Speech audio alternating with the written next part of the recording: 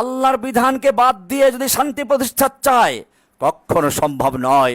আমরা এমন এক সম্প্রদায়, এমন এক জাতি, যাদেরকে আল্লাহ সুবহানাহু ওয়া তাআলা ইসলামের জন্য সম্মানিত করেছেন, ইসলামের মাধ্যমে সারা বিশ্বে মাথা উঁচু করে দাঁড়াতে শিখিয়েছেন, ইসলামের মাধ্যমে আমাদেরকে শিরিক থেকে মুক্ত করেছেন, ইসলামের মাধ্যমে আমাদেরকে দেবদেবী পূজারী না বানিয়ে আল্লাহর কাছে, এক আল্লাহর কাছে আত্মসমর্পণ করা শিখিয়েছেন। ইসলামের মাধ্যমে আল্লাহ আমাদেরকে মানুষের গোলামি থেকে মুক্ত করে আল্লাহর গোলামিতে লিপ্ত করে দিয়েছেন।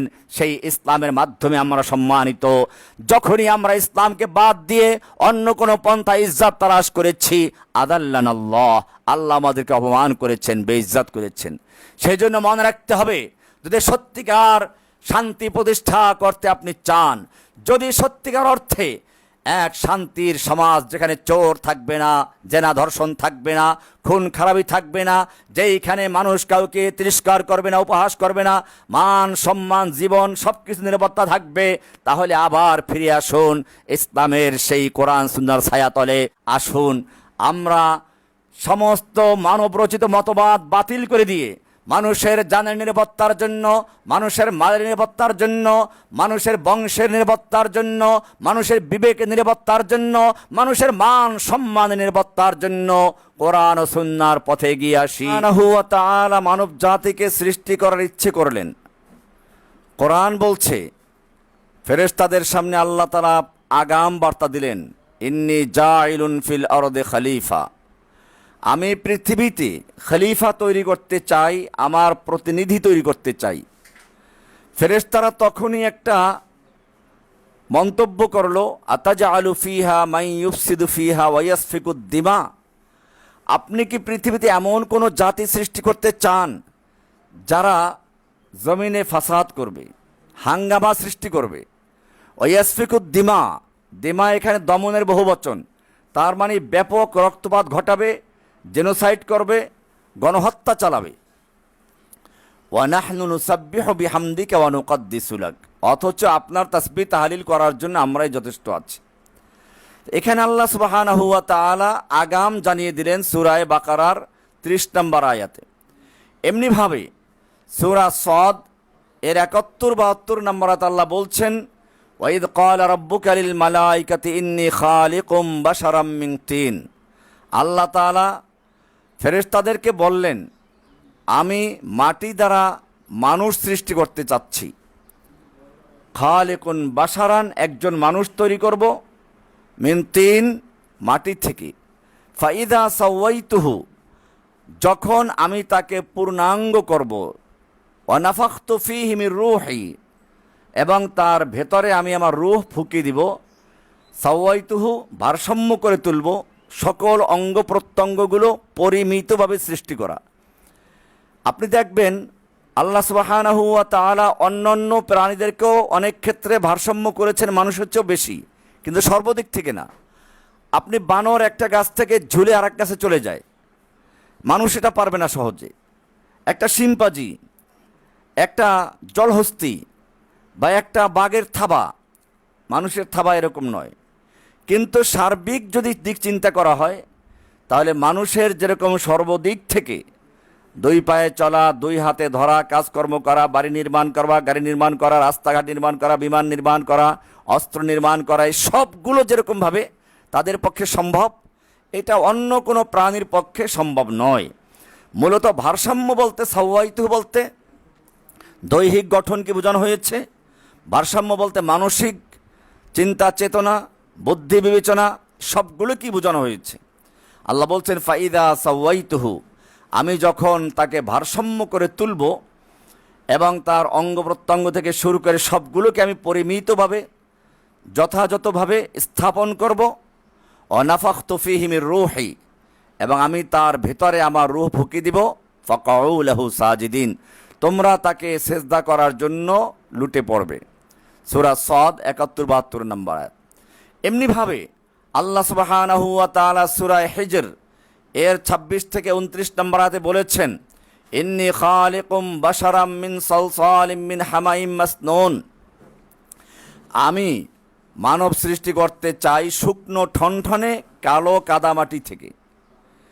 এখানে আল্লাহ সুবহানাহু ওয়া তাআলা আগাম জানিয়ে দিলেন মানুষ সৃষ্টি করব। এখানেও বললেন ফাইদা সাওয়াইতুহু, আমি যখন সেই মানুষকে ভারসাম্য করব, ভারসাম্য বলতে আমি আগেই বলেছি অঙ্গ প্রত্যঙ্গ সঠিকভাবে নির্মাণ করা, সঠিক জায়গায় স্থাপন করা। আপনি চিন্তা করুন, নাকটা যদি আমাদের পিছনে থাকতো তাহলে খাবারের লোকমা পিছনে নিয়ে জিজ্ঞেস করতো নাককে, নাক বলো খাবো কিনা, তারপরে নাক সার্টিফাই করলে খাওয়া হতো।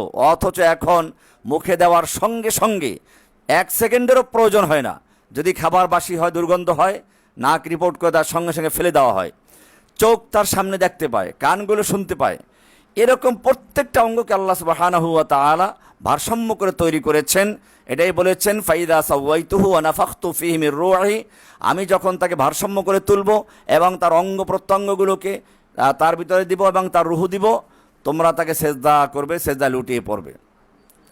এমনিভাবে আল্লাহ সুবহানাহু ওয়া তাআলা মানুষ সৃষ্টির বিষয়গুলোকে বিভিন্ন জায়গায় তুলে ধরেছেন। সূরা সাজদার 7 থেকে 9 নম্বর আয়াতে বলেছেন, আল্লাহ তাআলা ওখানে উল্লেখ করেছেন মানুষকে আহসানা কুল্লা শাইইন খালকাহু আবাদা খালকাল ইনসান মিন তিন। আল্লাহ তাআলা মানুষ সৃষ্টির রহস্য এখানে উল্লেখ করেছেন। এরকম উল্লেখ করেছেন সূরা সদের 75 নম্বর আয়াতে।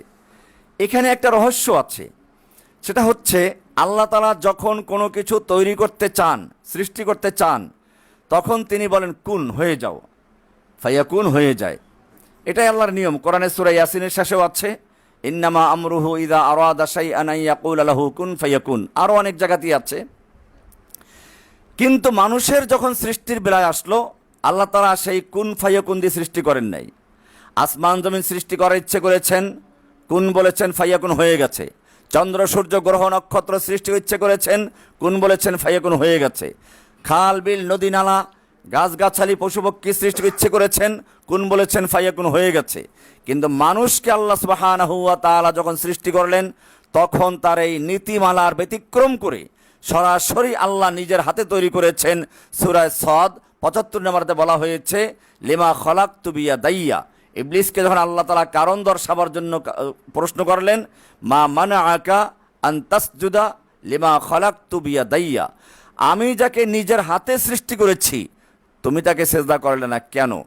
এমনিভাবে আল্লাহ সুবহানাহু ওয়া তাআলা মানুষকে নিজেই শিক্ষা দিয়েছেন, ওয়া আল্লামা আদামাল আসমাআ কুল্লাহা, সমস্ত জিনিসের নামগুলো আল্লাহ তাআলা আদমকে নিজে শিক্ষা দিয়েছেন।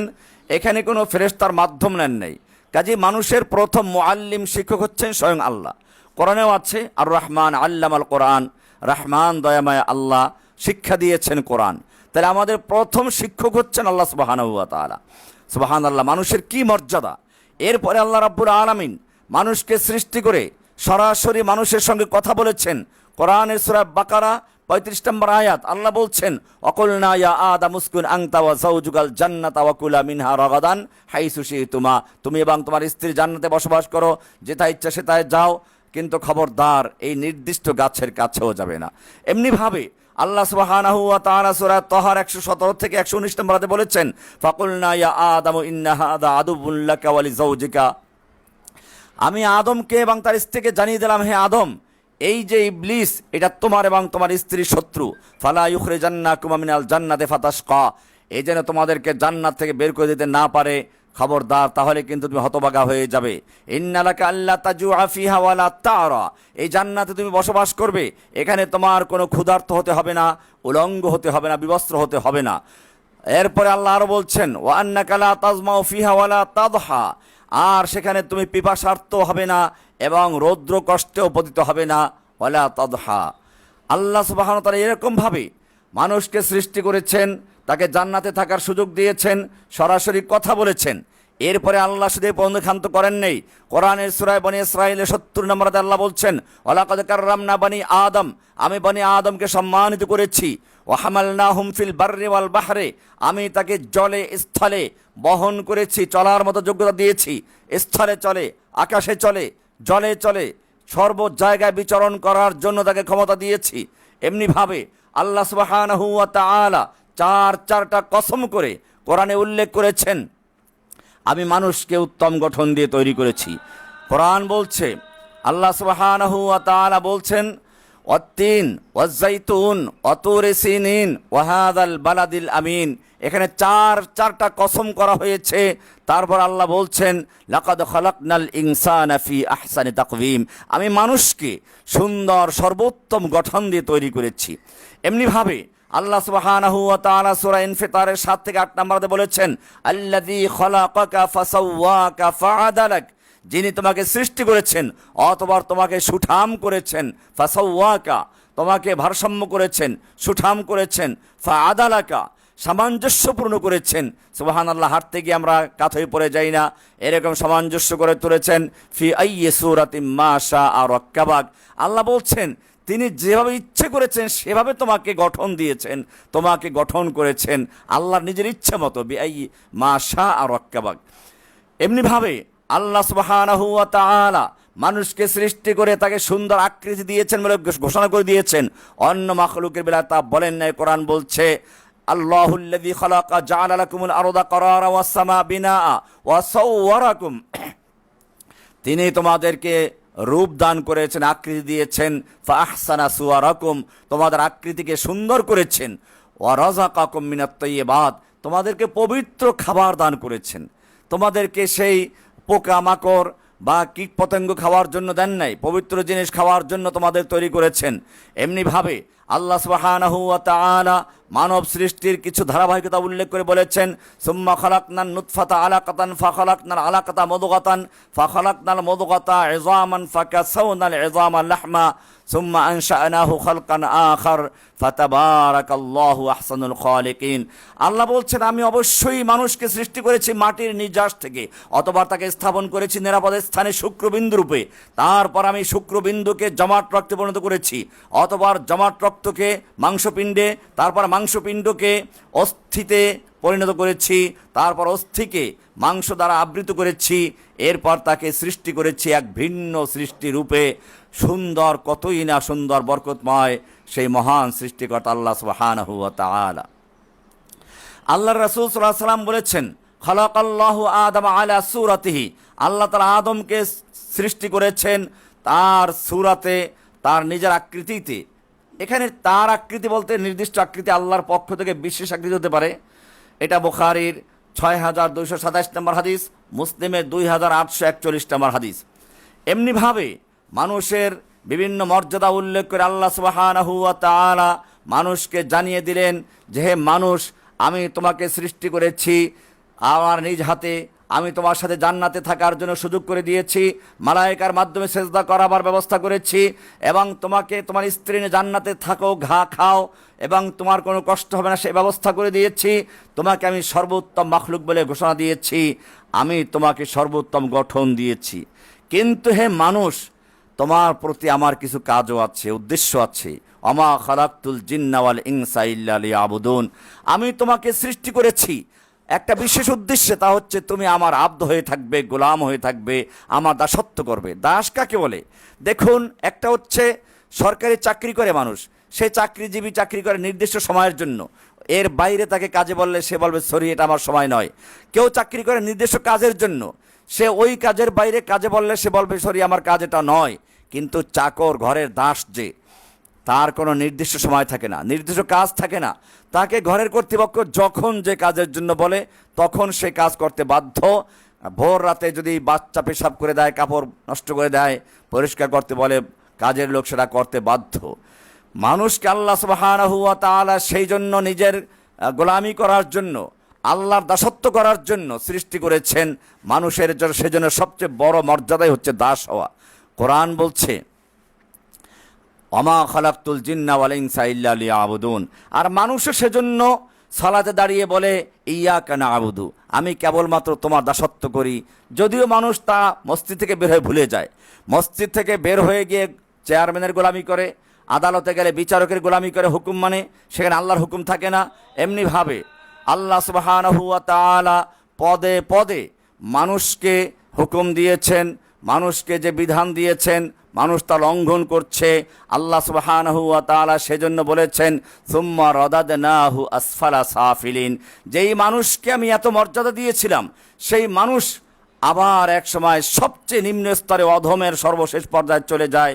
এই কারণে কোরআন বলছে, আল্লাহ সুবহানাহু ওয়া তাআলা বলেছেন, ওয়ালাকাদ যারা'না লি জাহান্নামা কাসীরাম মিনাল জিন্নি ওয়াল ইনসি লাহুম কুলুবুন লা ইয়াফকাহুনা বিহা ওয়া লাহুম আ'য়ুনুন লা ইউবসিরুনা বিহা ওয়া লাহুম আযানুন লা ইয়াসমাউনা বিহা উলাইকা কাল আনআমি বাল হুম আযাল উলাইকা হুমুল গাফিলুন।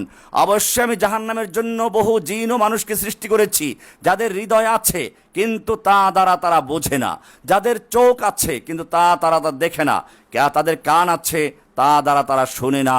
আল্লাহ বলছেন উলাইকা কাল আনআম, এরা হচ্ছে চতুষ্পদ জন্তুর মতো। আল্লাহ একটু পরে বলেছেন না, উলাইকা কাল আনআম বাল হুম আযাল, বরং তারা চতুষ্পদ জন্তুর চেয়েও নিকৃষ্ট। এমনিভাবে আল্লাহ সুবহানাহু, এটা সূরা আরাফের 179 নম্বর আয়াত। এমনিভাবে আল্লাহ সুবহানাহু ওয়া তাআলা কোরআনের সূরা ফুরকানের 44 নম্বর আয়াতে বলেছেন, আম তাহসাবু আন্না আকসারাহুম ইয়াসমাউনা আও ইয়াকিলুন ইনহুম ইল্লা কাল আনআমি বাল হুম আযাল্লু সাবিলা। আপনি কি মনে করেন যে তাদের অধিকাংশ শোনে এবং বুঝে, আর তারা কেবল না, তারা আল্লাহ তাআলা বলছেন উলাইকা ইনহুম ইল্লা কাল আনআম, তারা তো চতুষ্পদ জন্তুর মতো, বরং তারা তার চেয়েও অধিক পথভ্রষ্ট। আল্লাহ তাআলা আরেক জায়গায় বলেছেন, কাল্লা ইন্নাল ইনসানা লা ইয়াতগা আর রাআহু ইসতাগনা, সূরা আলাকের 6-7 নম্বর আয়াত। নিশ্চয়ই মানুষ সীমালঙ্ঘন করে, কারণ সে নিজেকে অভাবমুক্ত মনে করে। আল্লাহ তাআলা সব কিছু দিলেন, এরপরে সে একসময় আল্লাহকে ভুলে যায়, আবদিয়াতের সীমানা, দাসত্বের সীমানা অতিক্রম করে নিজেই মাবুদের সীমানায় গিয়ে বসে পড়ে, অন্যকে দাস বানানো শুরু করে দেয়। এটাই হচ্ছে মানুষের স্বভাব। আল্লাহ সুবহানাহু ওয়া তাআলা সেজন্য মানুষ যাতে করে আল্লাহর দাসত্বের সীমা অতিক্রম করতে না পারে, সেজন্য তাকে মৌলিক কতগুলো জিনিস দান করেছেন। তাকে একটা দ্বীন দিয়েছেন, ঈমান দিয়েছেন। কোরআন বলছে, আল্লাহ সুবহানাহু ওয়া তাআলা বলছেন, ইন্নাদ দীনা ইনদাল্লাহিল ইসলাম। আল্লাহ সুবহানাহু ওয়া তাআলা বলছেন সূরা আলে ইমরানের 19 নম্বর আয়াতে, নিশ্চয় আল্লাহর কাছে গ্রহণযোগ্য একমাত্র দ্বীন হচ্ছে ইসলাম। আল্লাহ তাআলা আরো বলছেন সূরা আলে ইমরানের 85 নম্বর আয়াতে, ওয়ামান ইয়াবতাগি গায়রাল ইসলামি দীনান ফালান ইউকবালা মিনহু ওয়া হুয়া ফিল আখিরাতি মিনাল খাসিরিন। যে ব্যক্তি ইসলাম ছাড়া অন্য কোনো দিন, অন্য কোনো জীবন ব্যবস্থা তালাশ করবে, অন্য কোনো পন্থায় মুক্তি অন্বেষণ করবে, আল্লাহ বলছেন ফালান ইউকবালা মিনহু, তার থেকে কিছুই গ্রহণযোগ্য হবে না। ওয়া হুয়া ফিল আখিরাতি মিনাল খাসিরিন, সে আখিরাতে ক্ষতিগ্রস্তদের অন্তর্ভুক্ত হয়ে যাবে। সুতরাং ইসলাম হচ্ছে আল্লাহর একমাত্র দিন, আল্লাহর মনোনীত দিন। ইসলাম বাদে অন্য কোনো দিনের মাধ্যমে যদি কেউ কল্যাণ তালাশ করে, মুক্তি তালাশ করে, সে ক্ষতিগ্রস্ত হবে। ইসলামের মূল বক্তব্যটাই হচ্ছে ওয়াবুদুল্লাহ ওয়ালা তুশরিকু বিহি শাইআ, এক আল্লাহর ইবাদত করবে, আল্লাহর সাথে কোনো কিছুকে শরীক করবে না, অংশীদার বানাবে না। এটাই হচ্ছে মূল বক্তব্য। লা ইলাহা ইল্লাল্লাহর অর্থ এটাই, আল্লাহ ছাড়া কোনো ইলাহ নেই, দাসত্ব, ইবাদত, উপাস্য এর মালিক কেউ নেই, সৃষ্টিকর্তা যিনি, তিনি ইবাদতের উপযুক্ত। মানুষ সে আল্লাহকে বাদ দিয়ে মানুষ বিভিন্ন মূর্তি, দেবদেবী, বিভিন্ন প্রতিমা তৈরি করে পূজা করছে, যা কোনো উপকার করতে পারে না, ক্ষতি করতে পারে না। ইব্রাহিম আলাইহিস সালাম সেজন্যই সর্বপ্রথম তার বাপকে দেখলেন মূর্তি তৈরি করছে, পূজা করছে। তিনি বললেন, ইয়া আবাতি লিমা তা'বুদু মা লা ইয়াসমাউ ওয়া লা ইউবসিরু ওয়া লা ইউগনি আনকা শাইয়া। হে আব্বা, আপনি কেন ইবাদত করছেন এমন জিনিসের যা চোখে দেখে না, কানে শুনে না, কোনো উপকার করতে পারে না? হে আব্বা জান, ইন্নী জাআনি মিনাল ইলমি মা লাম ইয়াতিকা, আমার কাছে এমন ইলম এসেছে যা তোমার কাছে নেই, তুমি আমার অনুসরণ করো, আমি তোমাকে সঠিক পথ দেখাবো। ইয়া আবাতি লা তা'বুদিশ শাইতান, হে আব্বা জান, তুমি শয়তানের আনুগত্য করো না, শয়তানের দাসত্ব করো না, শয়তানের ইবাদত করো না। ইন্না শাইতানা কানা লির রহমানি আসিয়া, নিশ্চয় শয়তান তার রবের অবাধ্য ছিল। এমনিভাবে ইব্রাহিম আলাইহিস সালাম তার বাপকে দাওয়াত দিলেন। এটাই হচ্ছে ইসলামের মূল বক্তব্য, উ'বুদুল্লাহ ওয়ালা তুশরিকু বিহি শাইআ। আল্লাহ সুবহানাহু ওয়া তাআলা সেজন্য বলেছেন, ইয়া ইবাদিয়াল্লাযীনা আসরাফু আলা আনফুসিহিম লা তাকনাতু মির রাহমাতিল্লাহ, সূরা জুমারের 53 নম্বর আয়াত। হে আমার বান্দারা, যারা নিজের উপরে জুলুম করেছো, অত্যাচার করেছো, আল্লাহর রহমত থেকে নৈরাশ হইও না, তুমি আল্লাহর দিকে রুজু করো, আল্লাহ তোমাকে ক্ষমা করবেন। একটাই শর্ত, খবরদার শিরিক করো না। সেজন্য আল্লাহ সুবহানাহু ওয়া তাআলা মানুষকে দ্বীন দিয়েছেন, দ্বীনের জন্য কিছু ইবাদত দিয়েছেন, অটল থাকার জন্য বলেছেন, কিছু আহকাম আছে, কিছু বিধিনিষেধ আছে। মূলত ইসলামের সেই বিধিনিষেধগুলো আল্লাহ তাআলা দান করেছেন মানুষের মৌলিক নিরাপত্তার জন্য, মানুষের মৌলিকভাবে 4-5টা জিনিসকে নিরাপত্তা দিতে হয়। 1 নম্বর হচ্ছে মানুষের জীবনের নিরাপত্তা, যেটা আজকে আমরা দেখতে পাচ্ছি, আগে জাহিলি যুগে শুনেছি, আর বর্তমানে দেখতে পাচ্ছি। জাহিলি যুগে মেয়েদেরকে জীবন্ত কবর দেওয়া হতো, আর এখন এই ছোট ছোট বাচ্চাদেরকে শুধু হত্যাই করছে না, বরং ধর্ষণ করে চরমভাবে ক্ষতবিক্ষত করে তারপরে আবার হত্যা করছে। এটা জাহিলিয়াতের যুগের থেকে এক ধাপ এগিয়ে গেছে। সেজন্য আল্লাহ সুবহানাহু ওয়া তাআলা মানুষের জন্য শরিয়া দিয়েছেন, বিধিনিষেধ দিয়েছেন। এই বিধিনিষেধ দেওয়ার উদ্দেশ্যেই নয় মানুষকে কষ্ট দেওয়া। আমি আগে আল্লাহ তাআলা যে কিছু বিধিনিষেধ দিয়েছেন সে সম্পর্কে আয়াতগুলো আলোচনা করছি। কোরআন বলছে সূরা জাসিয়া 18 নম্বর আয়াত, সুম্মা জাআলনাকা আলা শরীআতিম মিনাল আমরি ফাত্তাবি'হা ওয়া লা তাত্তাবি আহওয়া আল্লাযীনা লা ইয়ালামুন। আমি আপনাকে দ্বীনের একটি শরীয়তের উপর প্রতিষ্ঠিত করেছি, শরিয়া দিয়েছি, বিধান দিয়েছি, সুতরাং আপনি তার অনুসরণ করুন এবং যারা জানে না তাদের প্রবৃত্তির অনুসরণ করবেন না। মানুষের তৈরি করা বিধান, মানুষের যারা অজ্ঞ, মানুষের কল্যাণ জানবে না, সৃষ্টিকর্তাই জানেন মানুষের নিরাপত্তা, মানুষের উন্নতি, মানুষের অবনতি কিসে রয়েছে। সেই জন্য আল্লাহ তাআলা মানুষের জন্য শরিয়া বিধান দিয়েছেন। কোরআন বলছে সূরা মায়দা 48 নম্বর আয়াতে, লিকুল্লিন জাআলনা মিনকুম শিরআতান ওয়া মিনহাজা, আমি তোমাদের প্রত্যেকের জন্য একটি শরিয়াত, একটি জীবন পদ্ধতি নির্ধারণ করে দিয়েছি, বিধিবিধান দিয়েছি। সেই বিধিবিধান অনুযায়ী মেনে চলা মানুষের কর্তব্য। কোরআন বলছে সূরা মায়দার 49 নম্বর আয়াতে, ওয়া আনিহকুম বাইনাহুম বিমা আনজালাল্লাহ ওয়া লা তাত্তাবি আহওয়াআহুম, আল্লাহ যা নাজিল করেছেন, আল্লাহর নাজিলকৃত বিধান দিয়ে তোমরা বিচার ফয়সালা করো। খবরদার মানুষের তৈরি করা আইন, মানুষের তৈরি করা বিধিবিধান দিয়ে বিচার ফয়সালা করবে না। এরপরে সূরা মায়দার 50 নম্বর আল্লাহ বলছেন, আফা হুকমাল জাহিলিয়াতি ইয়াবগুন ওয়া মান আহসানু মিনাল্লাহি হুকমান লিকওমিন ইউকিনুন, তারা কি জাহিলিয়াতের বিধান কামনা করে, আল্লাহর বিধানকে বাতিল করে দিয়ে, আল্লাহ যাতে নিরাপত্তা দান করেছেন আল্লাহর দেওয়া আইন কানুন বাতিল করে দিয়ে নিজেরা আইন কানুন তৈরি করে নিরাপত্তা দিতে চায়। তারা কি আল্লাহর আইন কানুনকে বাতিল করে দিয়ে চরম মূর্খতা, জাহিলিয়াতের বিধানকে তারা অন্বেষণ করছে, শান্তির জন্য প্রতিষ্ঠা করার চেষ্টা করছে। আল্লাহ তাআলা বলছেন, ওমান আহসানু মিনাল্লাহি হুকমান লিকওমিন ইউকিনুন, আল্লাহর চেয়ে বিশ্বাসী যারা ঈমানদার তাদের জন্য আল্লাহর চেয়ে ভালো বিধান দেওয়ার মতো আর কে আছে। সেই জন্য মনে রাখতে হবে আল্লাহ বিধান দিয়েছেন, আল্লাহর বিধানের বাইরে কারো বিধান চলতে পারে না। সূরা ইউসুফের 40 নম্বর আল্লাহ বলছেন, ইনিল হুকমু ইল্লা লিল্লাহ, আল্লাহ বিধান দেওয়ার একমাত্র অধিকার রাখেন আল্লাহ সুবহানাহু ওয়া তাআলা।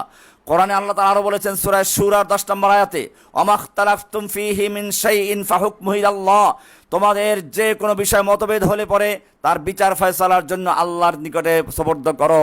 কোরআন বলছে, ফালা ওয়া রাব্বিকা লা ইউমিনুনা হাত্তা ইউহাক্কিমুকা ফীমা শাজারা বাইনাহুম, না তারা মুমিন হতে পারে না যতক্ষণ পর্যন্ত তাদের পারস্পরিক বিবাদ ঝগড়া মামলার ক্ষেত্রে আপনার আদালতে বিচার ফয়সালার জন্য না আসবে।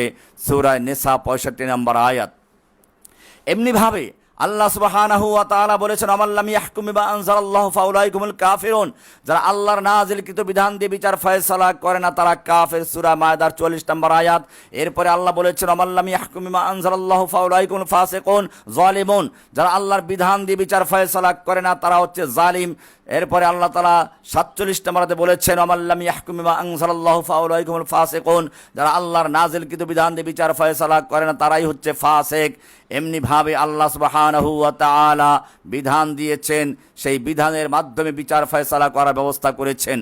আল্লাহর রাসূল সাল্লাল্লাহু আলাইহি ওয়াসাল্লাম বলেছেন, তারাকতুকুম আলা আল বাইদা লাইলুহা কানাহারিহা লা ইউযিগু আনহা বা'দি ইল্লা হালিকুন, আমি তোমাদের জন্য এমন এক দিন, এমন এক উজ্জ্বল পথের উপরে রেখে যাচ্ছি যার রাত ও দিন স্পষ্ট, এখানে অস্পষ্টতার কোনো কিছু নেই। সত্য ধর্ম, কোরআনে আল্লাহ বলছেন, ক্বাদ তাবায়্যানার রুশদু মিনাল গায়্যি, সত্য মিথ্যা স্পষ্ট হয়ে গেছে, যেটা সত্য সেটা সত্য, যেটা মিথ্যা সেটা মিথ্যা। এই কারণে আল্লাহ স্পষ্ট করে দিয়েছেন, এখানে অস্পষ্টতার কিছুই নেই। আল্লাহ বিধান দিয়েছেন, সেই বিধানগুলোকে মেনে চলা প্রতিটি মুমিন, ঈমানদার, প্রতিটি মানুষের জন্য প্রয়োজন। আল্লাহ সুবহানাহু ওয়া তাআলা মানুষের নিরাপত্তার জন্য, তার জীবনের নিরাপত্তা, তার মালের নিরাপত্তা, বংশের নিরাপত্তা, বিবেক বুদ্ধির নিরাপত্তা, মান সম্মানের নিরাপত্তা, এই বিষয়গুলোকে গুরুত্ব দিয়েছে। আল্লাহ সুবহানাহু ওয়া তাআলা এক্ষেত্রে দুটো দিক রেখেছেন। একটা হলো প্রথমে সাবধান করেছেন, যেমন জীবনের নিরাপত্তা, অন্যায় খুন করা, এর বিরুদ্ধে কোরআন স্পষ্ট বাণী দিয়েছে। সূরা বনী ইসরাঈলের 33 নম্বর আয়াতে বলছেন, ওয়ালা তাকতুলুন নাফসাল্লাতী হারামাল্লাহু ইল্লা বিল হাক্কি, তোমরা সেই প্রাণকে হত্যা করো না, জীবনকে হত্যা করো না, যাকে আল্লাহ সম্মানিত ও নিষিদ্ধ করেছেন ন্যায়সঙ্গত কারণ ব্যতীত। একজন 7 বছরের শিশু রামিসা, তাকে ধর্ষণ করে হত্যা করা হলো। আল্লাহ স্পষ্ট করে দিয়েছেন, ওয়ালা তাকতুলুন নাফসাল্লাতী হারামাল্লাহ, আল্লাহ যেই জীবনটাকে তৈরি করেছেন, সৃষ্টি করেছেন, তুমি সৃষ্টি করো নাই, যে জীবনটাকে আল্লাহ তাআলা নিরাপত্তা দিয়েছেন, যাকে হত্যা করা হারাম করেছেন, তোমরা তাকে হত্যা করো না। এমনিভাবে সূরা নিসার 29 নম্বর আল্লাহ বলেছেন, ওয়ালা তাকতুলু আনফুসাকুম, তোমরা নিজেদেরকে নিজেরা হত্যা করো না। এ কারণে আত্মহত্যা করাও হারাম, কারণ সৃষ্টিকর্তা আল্লাহ, আমি তো মালিক না, মালিকানা আল্লাহর, আপনি নিজেকে আত্মহত্যা করার কোনো অধিকার রাখেন না। এমনিভাবে একটা জীবনের কত মূল্য, আল্লাহ রাব্বুল আলামিন কোরআনে এমন একটা আয়াত নাজিল করেছেন, মানবাধিকারের জন্য দুনিয়ার মানুষেরা বিভিন্ন স্লোগান তৈরি করেছে, বিভিন্ন বাণী দিয়েছে, কিন্তু আমি চ্যালেঞ্জ করে বলতে পারি, দুনিয়ার সমস্ত মানবাধিকারের স্লোগানগুলো যে একত্র করা হয়, কোরআনের এই সূরা মায়েদার 32 নম্বর আয়াতের সমতুল্য হতে পারে না। কোরআন কি বলেছে? আল্লাহ বলছেন, মান কাতালা নাফসান বিগাইরি নাফসিন আও ফাসাদিন ফিল আরদি ফাকান্নামা কাতালান নাসা জামিআ ওয়া মান আহইয়াহা ফাকান্নামা আহইয়ান নাসা জামিআ, যে ব্যক্তি অন্যায়ভাবে কোনো একটা মানুষকে হত্যা করলো, একটা জীবনকে ধ্বংস করলো, ফাকান্নামা কাতালান নাসা জামিআ, সে যেন গোটা বিশ্বের মানুষকে হত্যা করলো। যে ব্যক্তি অন্যায়ভাবে একটা মানুষকে খুন করলো, একটা মানুষকে হত্যা করলো, সেই জন্য গোটা পৃথিবীর সমস্ত মানুষকে হত্যা করলো। পক্ষান্তরে যে ব্যক্তি আমান আহইয়াহা, একটা মানুষকে অন্যায় খুনের হাত থেকে বাঁচালো, ফাকান্নামা আহইয়ান নাস জামিআ, সেই জন্য গোটা বিশ্বের মানুষকে বাঁচালো। সুবহানাল্লাহ, কি গুরুত্ব আল্লাহ দিয়েছেন একটা মানুষের জীবনের। আজকে সেই মানুষকে নির্বিচারে হত্যা করা হচ্ছে, পাখির মতো গুলি করে হত্যা করছে। আবার অনেকে আছে, গো হত্যা মহাপাপ, প্রাণী হত্যা মহাপাপ, অথচ আশরাফুল মাখলুকাত মানুষকে তারা হত্যা করে যাচ্ছে। আমরা আমাদের প্রতিবেশী রাষ্ট্রের দিকে লক্ষ্য করে দেখি, যারা স্লোগান দেয় গো হত্যা মহাপাপ, জীব হত্যা মহাপাপ, জীব হত্যা মহাপাপ, এই কথা যারা বলে, আবার তারাই সৃষ্টির সেরা সমস্ত মখলুকের আশরাফুল মখলুকাত মানুষকে নির্বিচার হত্যা করে যাচ্ছে। নারী শিশু নির্বিচার হত্যা করে যাচ্ছে, হত্যা করে যাচ্ছে ফিলিস্তিনে, হত্যা করে যাচ্ছে কাশ্মীরে, হত্যা করে যাচ্ছে আরাকানে, হত্যা হচ্ছে সেই শামে, আসামে, কত জায়গায়। আল্লাহ সুবহানাহু ওয়া তাআলা সেজন্য মানুষের জীবনের নিরাপত্তা দিয়েছেন, এমনকি শিশু হত্যা, ভ্রূণ হত্যা, এগুলোকে নিষেধ করেছেন। কোরআনের সূরা আনআম 151 নম্বর আয়াতে বলেছেন, ওয়ালা তাকতুলু আওলাদাকুম মিন ইমলাক নাহনু নারযুকুকুম ওয়া ইয়াহুম, তোমরা রিজিকের খাদ্য দিতে পারবে না, বা তোমাদের রিজিক দিতে পারবে না, এই ভয়ে, দারিদ্রতার ভয়ে তোমরা সন্তানকে হত্যা করো। ইমলাক, দারিদ্রতার ভয়ে তোমরা তোমাদের অনাগত ভবিষ্যৎ সন্তান হত্যা করবে না, আমি তোমাদেরকেও রিজিক দেব, তাদেরকেও রিজিক দিব। রিজিকের ভয়তে মানুষ বাচ্চা খুন করে, মানুষ সন্তান হত্যা করে। এখন বর্তমানে তো আগের জাহিলি যুগে সন্তান ভূমিষ্ঠ হওয়ার পর হত্যা করত, আর এখন ভ্রূণ নষ্ট করে দিয়ে একেবারে মায়ের পেটই ধ্বংস করে দিচ্ছে। এটাও একটা জাহিলিয়াত। মনে রাখতে হবে, রিজিকের ভয়তে, খাদ্যের ভয়তে এই মানুষের জীবনকে হত্যা করা, ভ্রূণ নষ্ট করা, এগুলো আল্লাহ অধিকার দেন নাই। কোরআনের সূরা বনী ইসরাঈল 31 নম্বর আল্লাহ বলছেন, ওয়ালা তাকতুলু আওলাদাকুম খাশিয়াতা ইমলাক নাহনু নারযুকুহুম ওয়া ইয়াকুম, তোমরা তোমাদের সন্তানদেরকে হত্যা করো না দারিদ্রতার ভয়ে, দারিদ্রতার আশঙ্কা। ইমলাক, নাহনু নারযুকুহুম, আমি তাদেরকেও রিজিক দিব, ওয়া ইয়াকুম, তোমাদেরকেও দেব। এখানে তাদেরকে আগে, তোমাদেরকে পরে, তার মানে হচ্ছে তাদেরকে কেন্দ্র করে তোমাদেরকেও রিজিক দিব। তাদের রিজিক আমি দেব, তার সঙ্গে তোমাদেরকেও দিব। এমনিভাবে কোরআনে আল্লাহ সুবহানাহু ওয়া তাআলা একটা মানুষের জীবনের গুরুত্ব দিয়ে আরোপ করেছেন। সূরা তাকবীর এর 9 নম্বর 8 নম্বর আয়াতে বলেছেন, ওয়াইদাল মাউউদাতু সুইলাত বিআইয়ি যামবিন কুতিলাত। আল্লাহ রাব্বুল আলামিন কিয়ামতের কঠিন দিবসে সেই জাহিলি যুগে যে সমস্ত কন্যা সন্তানদেরকে হত্যা করা হতো মুখলজ্জার কারণে, কোরআন বলছে ওয়াইদা বুশশিরা আহাদুহুম বিল উনসা, যখন তাদের কাউকে কন্যা সন্তান হয়েছে বলে সুসংবাদ দেওয়া হতো। কোরআন সুসংবাদ বলেছে, কন্যা সন্তান হওয়া সুসংবাদের বিষয়। যখন তাদেরকে কন্যা সন্তানের সুসংবাদ দেওয়া হতো, তাদের চেহারাটা মলিন হয়ে যেত, চিন্তায় পড়ে যেত, এটাকে অপমান সহ্য করে বাঁচিয়ে রাখবো নাকি জীবন্ত কবর দিয়ে দিব। জীবন্ত কবর দিয়ে দেওয়া হতো। কোরআন তার প্রতিবাদ করে বলেছে, ওয়াইদাল মাউউদাতু সুইলাত, সেই জীবন্ত কবর যাদের দেওয়া হয়েছিল তাদেরকে জিজ্ঞেস করা হবে কিয়ামতের মাঠে, বিআইয়ি যামবিন কুতিলাত, কেন তোমাকে হত্যা করা হয়েছিল। প্রশ্ন করতে পারেন, জিজ্ঞাসাবাদ করা হয়তো অপরাধীকে, ভিকটিমকে নয়। এখানে আল্লাহ তো ভিকটিমকে জিজ্ঞাসাবাদ করবেন। এর তাফসিরে বিভিন্ন উত্তর আছে, আমার কাছে একটা উত্তর মনে হয়েছে, তা হচ্ছে এই অপরাধটা এত জঘন্য, এত মারাত্মক যে অপরাধীকে কিয়ামতের মাঠে জিজ্ঞাসা করবেন আল্লাহ তাআলা সেই উপযুক্ত মনে করেন নাই। সেই জন্য অপরাধীকে জিজ্ঞেস না করে, যে জীবন্ত কবর দিয়েছিল তাকে জিজ্ঞেস না করে জিজ্ঞেস করবেন কাকে? যাকে জীবন্ত কবর দেওয়া হয়েছিল তাকে। কোরআন সেটাই বলেছে, ওয়াইদাল মাউউদাতু সুইলাত বিআইয়ি যামবিন কুতিলাত, জীবন্ত কবর যাকে দেওয়া হয়েছিল তাকে জিজ্ঞেস করা হবে কি অপরাধ ছিল তোমার, কেন তোমাকে হত্যা করা হয়েছিল। সুবহানাল্লাহ, কি মূল্য দিয়েছে কোরআন একটা জীবনের।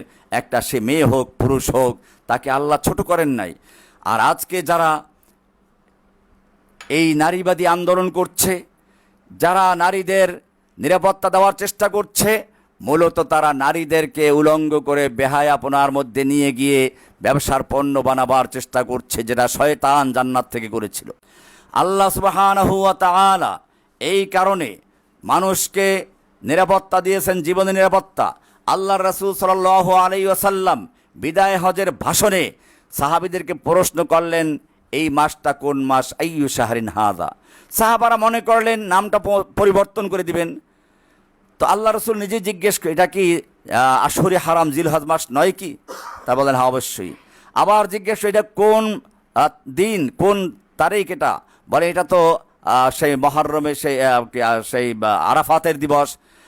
আল্লাহর রাসূল সাল্লাল্লাহু আলাইহি ওয়াসাল্লাম এক একটা প্রশ্ন নিয়ে উত্তর দিয়ে তারপরে বললেন, শুনে রেখো, আজকের এই দিন যেরকম পবিত্র, এই সময়টা যেমন পবিত্র, স্থান পবিত্র, এই মাসটা পবিত্র, ঠিক তেমনিভাবে ইন্না দিমাআকুম ওয়া আমওয়ালাকুম ওয়া আরাদাকুম আলাইকুম হারামুন কাহুরমাতি ইয়াউমিকুম হাযা ফি বালাদিকুম হাযা ফি শাহরিকুম হাযা। সুবহানাল্লাহ। আল্লাহ রাসূল সাল্লাল্লাহু আলাইহি ওয়াসাল্লাম বললেন, জেনে রাখো, নিশ্চয়ই তোমাদের রক্ত, তোমাদের সম্পদ, তোমাদের সম্মান পরস্পরের উপরে হারাম, যেরকম এই স্থান হারাম, এই মাসটা হারাম, এই জায়গাটা হারাম, এই সময়টা হারাম। সুবহানাল্লাহ। মক্কার হারাম, হাদাল বালাদিল আমিন, নিরাপদ শহর। আশহুরে হারাম, জিলহজ মাস, নিরাপত্তার মাস।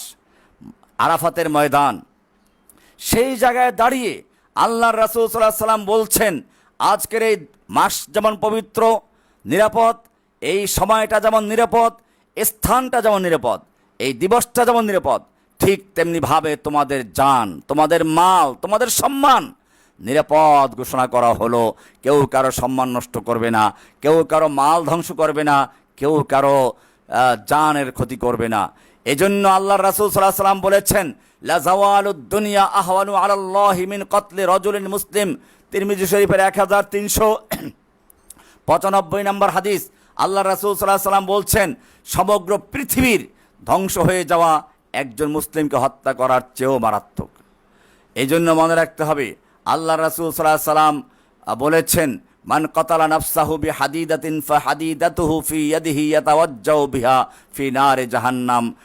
যেই ব্যক্তি লোহার অস্ত্র দ্বারা আত্মহত্যা করলো, ধারালো অস্ত্র দিয়ে আত্মহত্যা করলো, এটা যেহেতু সাধারণত ধারালো অস্ত্র দিয়ে আত্মহত্যা করা হয়, সেজন্য ধারালো অস্ত্রের কথা বলা হয়েছে। এখন যদি কেউ গলায় ফাঁস দিয়ে মারা যায় বা কোনোভাবে মরে, আত্মহত্যা করে, আল্লাহ রাসূল সাল্লাল্লাহু আলাইহি ওয়াসাল্লাম বলছেন, সে জাহান্নামে সেই অস্ত্র নিজের হাতে নিয়ে নিজেকে আঘাত করতে থাকবে। সুবহানাল্লাহ, কত মূল্যবান! আপনি ইচ্ছে করলেও আপনার নিজেকে হত্যা করতে পারবেন না, কারণ এই জীবনটার মালিক আল্লাহ, এটা অনেক মূল্যবান। আল্লাহ সুবহানাহু ওয়া তাআলা সেদিকে ইঙ্গিত করেছেন। এমনিভাবে মানুষের প্রতি মানুষের দয়ার জন্য কথা বলেছেন। মানুষের এই ধরনের মূল্য আল্লাহ তাআলা দান করেছেন। এরপরে বলেছেন, এরপরে যারা কোনো জীবনকে হত্যা করবে আল্লাহর এই উপদেশ না মেনে, তারপরে যারা সীমা অতিক্রম করবে, কেউ কাউকে খুন করবে, এবারে আল্লাহ রাব্বুল আলামিন বিধান দিয়েছেন। মনে রাখবেন, একজন ডাক্তার তার রোগীকে প্রথমে মলম দেয়, অ্যান্টিবায়োটিক দেয়, চিকিৎসা দেয়, চেষ্টা করে অপারেশন না করে পারা যায় কিনা। কিন্তু যখন দেখলো কোনো রকম ঔষধে কাজ হচ্ছে না, অ্যান্টিবায়োটিকে কাজ হচ্ছে না, ক্যান্সার হয়ে গেছে, তখন বলে যাও বাড়ি গিয়ে টাকা নিয়ে আসো, অপারেশন করতে হবে, 10 লাখ টাকা লাগবে, অপারেশন কাটতে হবে, এইটা না কাটলে বাকি অংশ নষ্ট হয়ে যাবে। তখন এই লোকটা বাড়িতে চলে যায়, বাড়ি থেকে গরু বিক্রি করে, জমি বিক্রি করে টাকা নিয়ে আসে, এমনকি মসজিদে মিলাদ দিয়ে আসে, দোয়া পড়ায় যেন ভালো করে কাটতে পারে। ডাক্তারের হাতে টাকা তুলে দিল, 2 লাখ, 3 লাখ, 5 লাখ, 10 লাখ টাকা তুলে দিল। কেন তুলে দিচ্ছে? তার একটা অঙ্গ ডাক্তার কেটে বিচ্ছিন্ন করে ফেলবে। ডাক্তার অপারেশন রুমে নিয়ে গেল লোকটাকে, একটা অঙ্গ কেটে বিচ্ছিন্ন করে ফেলল। আজ পর্যন্ত কোনো মানুষ আপত্তি করে না, মিছিল করে না, আন্দোলন করে না, প্রতিবাদ করে না। ডাক্তার কেন তার রুমের ভিতরে একটা মানুষের, নিরপরাধ মানুষের অঙ্গহানি করছে, একটা হাত, একটা পা, একটা অঙ্গ কেটে বিচ্ছিন্ন করে ফেলছে, কেউ প্রতিবাদ করে না। কেন করে না? কারণ সে জানে এই অঙ্গটা নষ্ট হয়ে গেছে, পচে গেছে, ক্যান্সার হয়ে গেছে। এটাকে যদি অপারেশন না করা হয়, এই ক্যান্সার বাকি অঙ্গে ছড়িয়ে পড়বে এবং গোটা দেহকে নষ্ট করবে। ঠিক তেমনিভাবে আল্লাহ সুবহানাহু ওয়া তাআলাও এইভাবে প্রথমে মানুষের জীবনের মূল্যের কথা উল্লেখ করেছেন, উপদেশ দিয়েছেন, মানুষের সম্মানের কথা ঘোষণা করেছেন। এই সব কিছুকে উপেক্ষা করে যারা আল্লাহর কোনো বান্দাকে হত্যা করলো, মানুষকে হত্যা করলো, আল্লাহ এবারে বলছেন, শোনো, এবারে আর মলম নয়, এবারে অপারেশন। এর নাম কেসাস। এর নাম কি? কেসাস। কোরআনের সূরা বাকারা 178 নম্বর আল্লাহ বলছেন, ইয়া আইয়ুহাল্লাযীনা আমানু কুতিবা আলাইকুমুল কিসাসু ফিল কাতলা, হে ঈমানদারগণ শুনে রেখো, যদি কেউ কাউকে অন্যায়ভাবে খুন করে, হত্যা করে, তাহলে তার বিচার হচ্ছে কিসাস, তাকেও খুন করতে হবে, হত্যা করতে হবে, প্রমাণিত হলে পরে। সূরা বাকারা 178 নম্বর আয়াত। এই কিসাস যদি বাস্তবায়ন করো, লাভ কি? আল্লাহ বলছেন, ওয়ালাকুম ফিল কিসাসি হায়াতুন ইয়া উলিল আলবাব। সূরা বাকারার 79 নম্বর আয়াত আল্লাহ বলছেন, এই কিসাস তথা খুনের বদলে খুন করা, এই আইনের মাধ্যমে আইন যদি প্রতিষ্ঠা হয়, তাহলে অনেক লোকের জীবন বেঁচে যাবে। কারণ এই ঘটনা যারা দেখবে, যারা নিশ্চিত থাকবে যে একজনকে খুন করলে তাকেও খুন করা হবে, কেউ ফেরাতে পারবে না, তখন আর কেউ খুন করতে উদ্যত হবে না। কিন্তু আফসোসের বিষয় হচ্ছে এই, আল্লাহর এই বিধানকে বাস্তবায়ন না করে মানুষেরা নিজেরা আইন তৈরি করেছে। একটা মামলা করবে, তারপরে কিছুদিন পরে জামিনে বের হয়ে যাবে খুনি, এরপরে যদি কোনো কারণে ফাঁসির রায় হয়েও যায়, প্রেসিডেন্ট ক্ষমা করে দিবে। অথচ ইসলাম বলে না, প্রেসিডেন্টের ক্ষমা করার কোনো সুযোগ নেই, এটা আল্লাহর বিধান। হ্যাঁ, যদি ক্ষমা করতে চায়, তাহলে যাকে খুন করা হয়েছে তার অভিভাবক চাইলে ক্ষমা করতে পারে, কিন্তু প্রেসিডেন্ট বা দুনিয়ার কোনো শক্তি নেই কেউ মাফ করবে। আল্লাহ বলেছেন, এই আইন যদি বাস্তবায়ন করা হতো, তাহলে এই অন্যায় খুন আর হতো না, রামিসাকে আজকে জীবন দিতে হতো না, অসহায় শিশুদেরকে হত্যা করা হতো না। কারণ যদি তারা ধর্ষক জানতো ধর্ষণের পরে কি বিচার আছে, খুনি জানবে খুন করলে তার অবস্থা কি হবে, কেউ রক্ষা করতে পারবে না, তাহলে আর কেউ পদক্ষেপ নিতে পারত না। এটাই হচ্ছে আল্লাহ বলছেন সূরা বাকারার 179 নম্বর আয়াতে, ওয়ালাকুম ফিল কিসাসি হায়াতুন ইয়া উলিল আলবাব। কিন্তু আমরা অতীব দুঃখের সঙ্গে লক্ষ্য করছি, এই রামিসা হত্যা হওয়ার পরে অনেকেই আন্দোলন কর্মসূচি ঘোষণা করেছেন, মিছিল মিটিং করেছেন, আবার শর্ত আরোপ করেছেন, শরিয়া চাওয়া যাবে না, ইসলামের বিধান চাওয়া যাবে না, প্রকাশ্যে হত্যা চাওয়া যাবে না। অথচ এর মাধ্যমে আল্লাহর দ্বীনকে তিরস্কার করা হলো। এমনকি কেউ কেউ তো বলে ফেললো এটা মধ্যযুগীয় আইন, বর্বর আইন।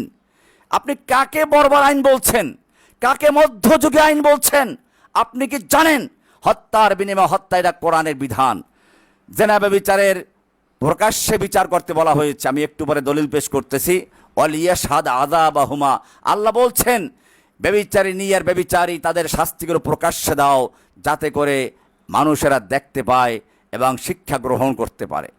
আজকে যদি কোরআনের বিধান অনুযায়ী বিচার করা হতো, প্রকাশ্যে এই খুনিদেরকে বিচার করা হতো, তাহলে এই ঘটনা যারা দেখতো আর শুনতো কেউ জীবনে আর খুন করার সাহস করতো না।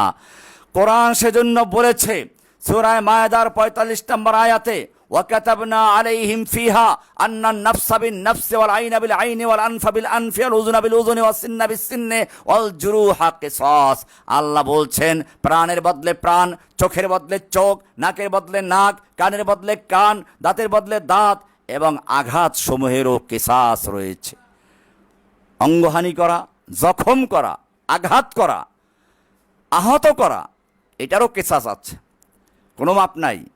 আল্লাহ তাআলা আরো বলেছেন সূরা মায়েদার ৩৩ নম্বর আয়াতে, ইন্নামা জাযাউল্লাযীনা ইউহারিবুনাল্লাহা ওয়া রাসূলাহু ওয়া ইয়াসআউনা ফিল আরদি ফাসাদান আন ইউকাত্তালু আও ইউসাল্লাবু আও তুকাত্তা আইদিহিম ওয়া আরজুলুহুম মিন খিলাফিন আও ইউনফাউ মিনাল আরদ।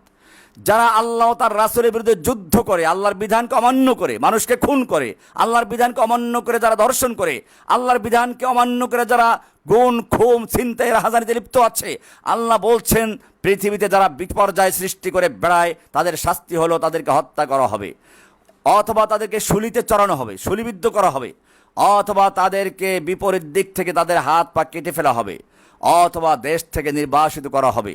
অর্থাৎ অপরাধ অনুযায়ী তার শাস্তি হবে। এটাই আল্লাহর বিধান, এটাই হচ্ছে আল্লাহর কোরআন। আল্লাহ তাআলা বলছেন আমান কুতিলা মাজলুমান, যাকে অন্যায়ভাবে নিহত করা হলো, খুন করা হলো, ফাকাদ জাআলনা লিওয়ালিহি সুলতানান, আমি তার অভিভাবককে অধিকার প্রদান করেছি। অভিভাবককে, প্রেসিডেন্টকে নয়, রাষ্ট্রের কাউকে নয়। আল্লাহ বলছেন ফাকাদ জাআলনা লিওয়ালিহি সুলতানান। এটাই হচ্ছে আল্লাহর আইন, আল্লাহর বিধান। এই কারণে আল্লাহ রাসূল সাল্লাল্লাহু আলাইহি ওয়াসাল্লাম বলেছেন লা ইয়াহিল্লু দামু মরিইন মুসলিমিন, কোনো মুসলিমের জীবন হালাল হতে পারে না, খুন হালাল হবে না। ইয়াশহাদু আল্লা ইলাহা ইল্লাল্লাহু ওয়া আন্নী রাসূলুল্লাহ ইল্লা বিহিদা সালাস, যে ব্যক্তি আল্লাহকে এক বলে স্বীকার করে, আল্লাহর রাসূলকে সত্য বলে বিশ্বাস করে, তার জীবন ৩ কারণ ছাড়া খুন করা যাবে না। এক হলো আন-নাফস বিন-নাফসে, সে যদি কাউকে খুন করে থাকে খুন করা হবে তাকে। দ্বিতীয় নম্বর আস-সাইয়্যিবুজ জানি, বিবাহিত ব্যক্তি যদি জেনা করে, এই যে রামিসাকে জেনা করলো, সে বিবাহিত, এমনকি যেখানে সে ধর্ষণ করে সেখানে তার স্ত্রীও ছিল, স্ত্রীর সামনেই ধর্ষণ করেছে, স্ত্রী আবার তাকে পালাতে সাহায্য করেছে গিরিল কেটে। সুবহানাল্লাহ, কি বড় জুলুম, কি জাহালত, কি অশ্লীলতা, কি বেহায়াপনা। স্ত্রী ঘরে থাকে সত্ত্বেও একটা মেয়েকে ধর্ষণ করলো, আবার সেই স্ত্রী তাকে পালাবার সাহায্য করলো। আল্লাহ রাসূল সাল্লাল্লাহু আলাইহি ওয়াসাল্লাম বলেছেন এরকম বিবাহিত ব্যক্তি যদি ব্যভিচারে লিপ্ত হয় তাকেও হত্যা করা হবে প্রকাশ্যে। ওয়াত্তারিকু লিদীনিহি আল মুফারিক লিল জামা, যে ব্যক্তি দিন ত্যাগ করে মোরতাদ হয়ে যায়। হাদিসটি বুখারীর ৬৮৭৮ নম্বর হাদিস, মুসলিমের ১৬৭৬ নম্বর হাদিস। আল্লাহ রাসূল সাল্লাল্লাহু আলাইহি ওয়াসাল্লাম সেজন্য বলেছেন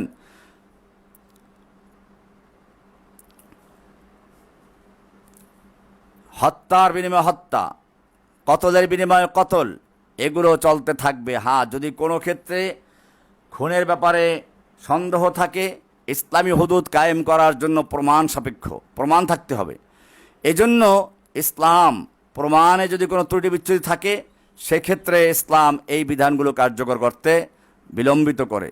কিন্তু যখন প্রমাণিত হয়ে যায় স্বীকারোক্তি আছে, তার ঘরে লাশ পাওয়া গেল, এরপরে তাকে ধরা হলো, তারপরে স্বীকার করলো, এরপরেও দেখবেন যে কত লম্বা বিচার হয়। মামলা দেবে, চার্জশিট গঠন করবে, তারপরে সেখানে তাকে জিজ্ঞেস করবে দোষে নির্দোষ, সে বলবে নির্দোষ, এরপরে সেটা বিচারে যাবে, সাক্ষী প্রমাণ হবে, তারপর রায় হবে, হাইকোর্টে আপিল করবে, হাইকোর্টের রায় হলে পরে আবার সুপ্রিম কোর্টে আপিল করবে, সেখানে রায় হলে সেখান থেকে আবার রিভিউ করবে, রিভিউতে বহাল থাকলে আবার প্রেসিডেন্টের মার্সির জন্য আবেদন করবে।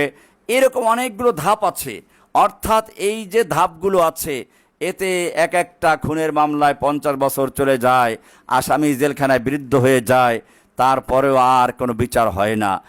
ইসলাম বলে না, প্রমাণিত হয়েছে বিচার কার্যকর করতে হবে। এতক্ষণ আমরা আলোচনা করেছি মানুষের জীবনের নিরাপত্তার জন্য ইসলাম কি বিধান দিয়েছে।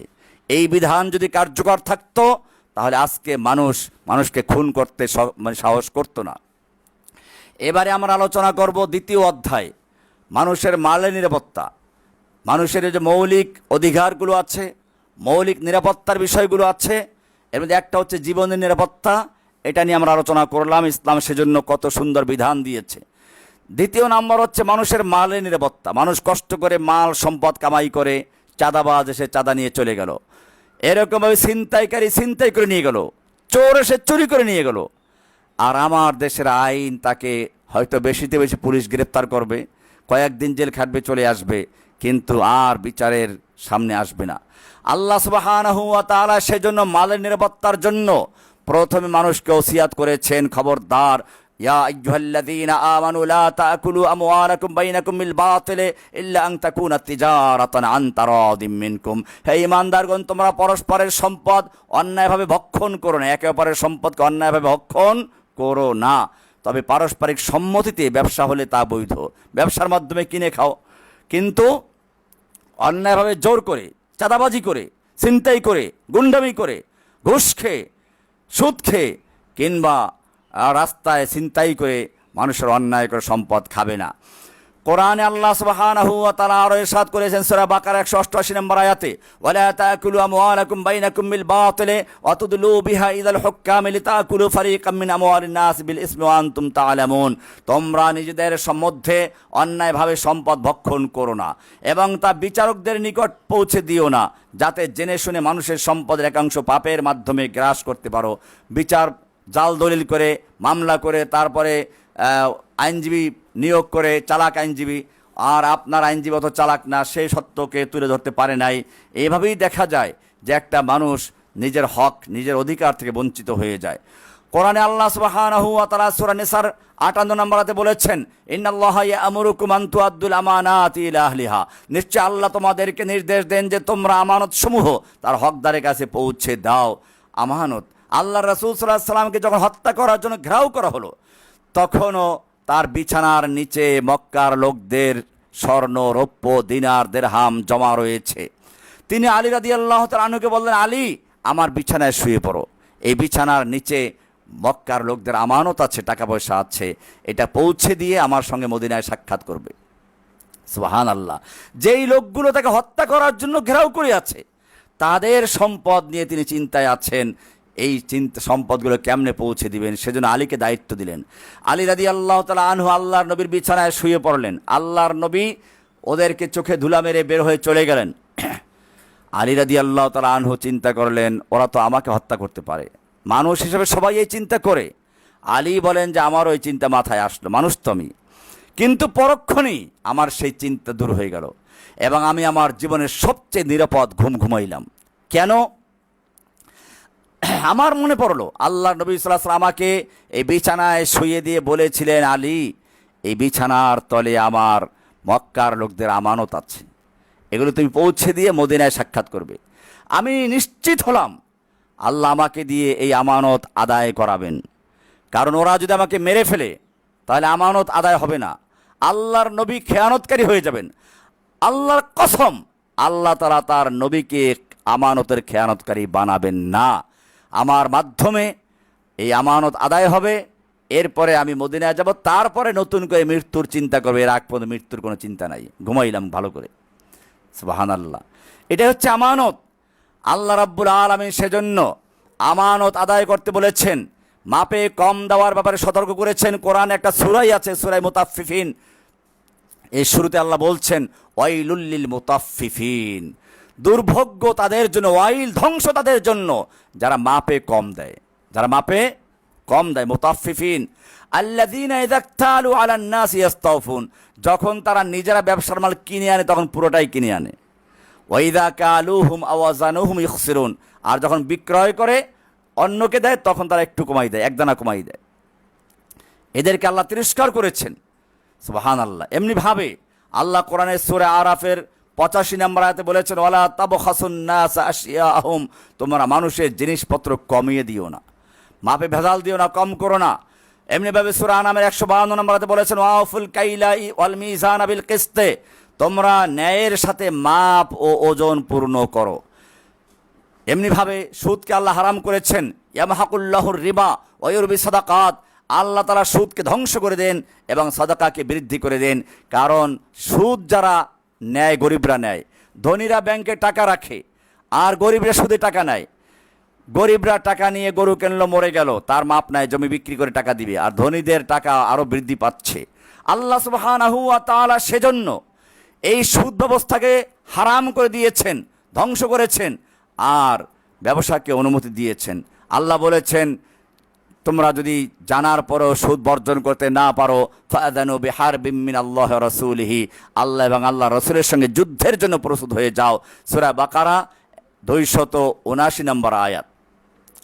এমনিভাবে বোকাদের হাতে মাল দিতে বারণ করেছেন, মাল নষ্ট না হয়ে যায়। একটা শিশু, তার মাল আছে, আল্লাহ বলছেন তুমি সংরক্ষণ করো, এখনই তার হাতে দিও না। এরকম বোকা আবলা যাদের বিচার করার কোনো সুযোগ নেই, তাদের মালগুলো তুমি সংরক্ষণ করো। কোরআন কি সুন্দর করে বলেছে সূরা নিসার 5 নম্বর আয়াতে, ওয়ালা তুতুস সুফাহা আমওয়ালাকুমুল্লাতী জাআলাল্লাহু লাকুম কিয়ামা, আর তোমরা নির্বোধদের হাতে তোমাদের সেই সম্পদ দিও না যা আল্লাহ তোমাদের জীবিকার অবলম্বন করেছেন। এমনিভাবে অপচয় করতে বারণ করেছেন। কোরআন বলছে ওয়ালা তুবাযযির তাবযীরা ইন্নাল মুবাযযিরিনা কানু ইখওয়ানাশ শায়াতিন, অপচয় করো না, নিশ্চয় অপচয়কারী শয়তানের ভাই। সূরা বনী ইসরাঈল 27 নম্বর আয়াত। এভাবে অপচয়কে আল্লাহ তাআলা নিষেধ করেছেন। এমনিভাবে আল্লাহ সুবহানাহু ওয়া তাআলা ধোঁকা দেওয়া নিষেধ করেছেন, মাপে কম দিতে নিষেধ করেছেন। এরকমভাবে আল্লাহ নবী একদিন বাজারে গেলেন, বাজারে গিয়ে দেখলেন মালের ভিতরে হাত ঢুকিয়ে দিলেন, দেখলেন উপরে শুকনো মাল, ভিতরে ভিজা মাল। মাররা আলা সুবরাতি তাআমিন, বাজারে তিনি একটা খাদ্যস্তূপ দেখলেন, ফাআদখালা ইয়াদাহু ফিহা, এই খাদ্যস্তূপের ভিতরে হাত ঢুকিয়ে দিলেন, বস্তার ভিতরে হাত ঢুকিয়ে দিলেন, ফানালাত আসাবিউহু বালালান, আল্লাহ নবীর হাতগুলো ভিজা হয়ে গেল, তার মানে ভিতরে ভিজা। ফাকালা মা হাদা ইয়া সাহিবুত তাআম, এই খাদ্য বিক্রেতা, এই অবস্থা কি বলো, উপরে শুকনা ভিতরে ভিজা, কারণটা কি? ক্বালা আসাবাতুস সামা ইয়া রাসূলুল্লাহ, বৃষ্টি পড়েছিল। ক্বালা আফালা জাআলতাহু ফাওকাত তাআম, তাহলে এটা উপরে রাখো না কেন? কাইয়ারাহুন নাস, যাতে মানুষ দেখতে পায়। এরপর আল্লাহ রাসূল একটা মূলনীতি ঘোষণা করলেন, মান গাশশা ফালাইসা মিন্না, যে ধোঁকা দেয় সে আমাদের উম্মতের অন্তর্ভুক্তই নয়। সুবহানাল্লাহ, সূরা, এটা মুসলিম হিসেবে 102 নম্বর হাদিস। তাহলে এরকম মালের ধোঁকাবাজি করা এটা নিষেধ করেছেন। এমনকি বেচা কিনা করতে গেল, বেচা কিনা করতে গিয়ে এখনও টাকা পয়সা দিয়ে আপনি আলাদা হন নাই, আপনার কাছে মনে হলো মালটা যথাযথ পান নাই, অথবা অর্ডার করেছেন একভাবে, সে বলেছে একভাবে, সেরকম পান নাই। আল্লাহর রাসূল সাল্লাল্লাহু আলাইহি ওয়াসাল্লাম বলেছেন আল বাইয়ান বিল খিয়ার মা লাম ইয়াতাফাররাকা, দেখার পরে তোমার এখতিয়ার থাকবে যতক্ষণ পর্যন্ত চূড়ান্ত সিদ্ধান্ত না নেওয়া হয়। এইভাবে আল্লাহ সুবহানাহু ওয়া তাআলা বিধান দিলেন, মানুষের নিরাপত্তা দিলেন মালের। কিন্তু এই আল্লাহর নসিহাতগুলোকে যারা কার্যকর মনে করলো না, মান্য করলো না, এবারে তারা অন্যায় করলো। আল্লাহর রাসূল সাল্লাল্লাহু আলাইহি ওয়াসাল্লাম বলছেন এবারে আল্লাহর বিধান আছে চোরের হাত কাটার বিধান। কোরআন আইন ঘোষণা করছে আস-সারিকু ওয়াস-সারিকাতু ফাকতাউ আইদিয়াহুমা। আমি বলেছিলাম যে প্রথমে ইসলাম হাত কাটতে বলে নাই, প্রথমে ইসলাম মানুষকে ওসিয়াত করেছে, নসিহাত দিয়েছে, উপদেশ দিয়েছে, অন্যায়ভাবে মাল ভক্ষণ করো না, মাপে কম দিও না, ধোঁকাবাজি করো না, অন্যের জমি আইল ঠেলো না, সীমানা দখল করো না। এমনিভাবে নসিহাত দেওয়ার পরেও যাদের কাজ হলো না, মলমে কাজ হয় নাই, অ্যান্টিবায়োটিকে কাজ হয় নাই, এবারে আল্লাহ সুবহানাহু ওয়া তাআলা বিধান দিচ্ছেন চোরের হাত কেটে দাও। এটা নিয়ে অনেকের আপত্তি, বিশেষ করে ইসলামের শত্রু যারা, তারা আপত্তি করে, আল্লাহ চোরের হাত কাটতে বলল কোরআনে, তাহলে মানুষ খাবে কি করে? আরে ভাই, চোরের হাত কাটতে বলেছেন ইসলাম মানুষের অন্ন, বস্ত্র, বাসস্থান সব কিছুর নিরাপদ ব্যবস্থা করার পরে। এবারে কোরআন বলছে আস-সারিকু ওয়াস-সারিকাতু ফাকতাউ আইদিয়াহুমা জাযাআম বিমা কাসাবা নাকালা মিনাল্লাহ, চোর চাই পুরুষ হোক চাই নারী হোক, ওদের হাত কেটে দাও, এটা আল্লাহ প্রদত্ত শাস্তি, তারা যে অন্যায় করেছে তার শাস্তি। সূরা মায়েদার 38 নম্বর আয়াত। এভাবে আল্লাহ সুবহানাহু ওয়া তাআলা হাত কাটার বিধান দিয়েছেন। এই হাত কাটার বিধানটা আল্লাহর, আপনার যুক্তিতে মিলুক বা না মিলুক, আপনার বুঝে আসুক বা না আসুক, এটা আল্লাহর বিধান। কিন্তু মনে রাখবেন, এই হাত কাটার বিধানটা পেঁয়াজ চোর, লবণ চোর, তেল চোর, আলু চোরদের জন্য নয়। এটা হচ্ছে ওই সমস্ত পেশাদার চোরদের জন্য যারা মানুষের সম্পদ চুরি করে, লুণ্ঠন করে সম্পদ বৃদ্ধি করার জন্য, বিদেশে বেগম পাড়া তৈরি করার জন্য, এমনকি দেশ ছেড়ে পালিয়ে যাওয়ার সময় ব্রিফকেস ভরে যারা নিজেদের টাকা পয়সা অর্থ সম্পদ লুট করে নিয়ে যায়, এই সকল লোকদের জন্য আল্লাহ হুকুম করেছেন ওদের হাত কেটে দাও। এ কারণেই আল্লাহ রাসূল সাল্লাল্লাহু আলাইহি ওয়াসাল্লাম চোরের হাত কাটার জন্য নেশাব নির্ধারণ করেছেন। এর চেয়ে কম হলে পরে হাত কাটা যাবে না।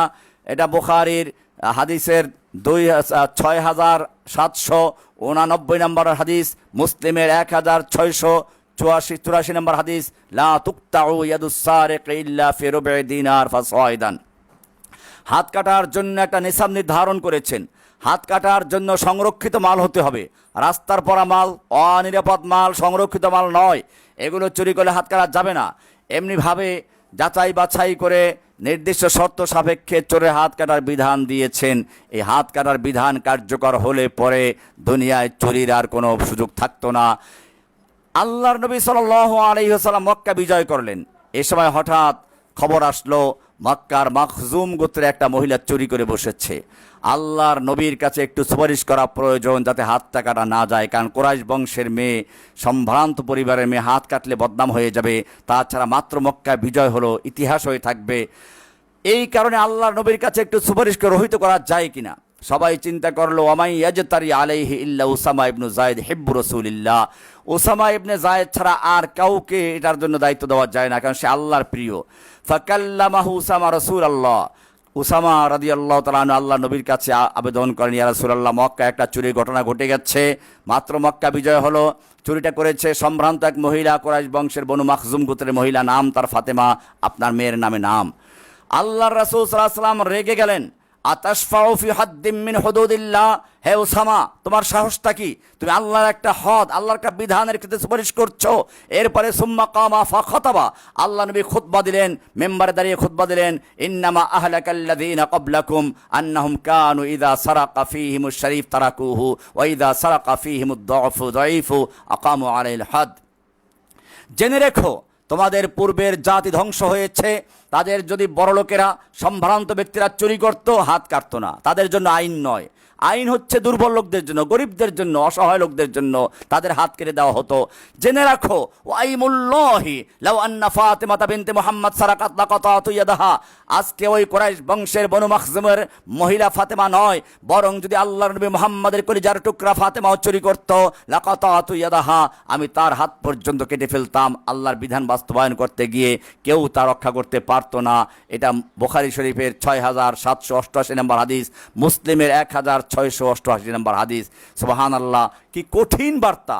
আজকে যদি আমাদের সমাজে এই আইন বাস্তবায়ন থাকতো, তাহলে দুনিয়ার কোনো মানুষ একবার চুরি করার আগে ভাবতো, 10 বালতি পানি খেত আর ভাবতো আমার ডান হাতটা আছে কিনা, একটু হাত দিয়ে দেখতো, আমার হাতটা কেটে যাবে, আর চুরি করার মতো সে সাহস করতো না।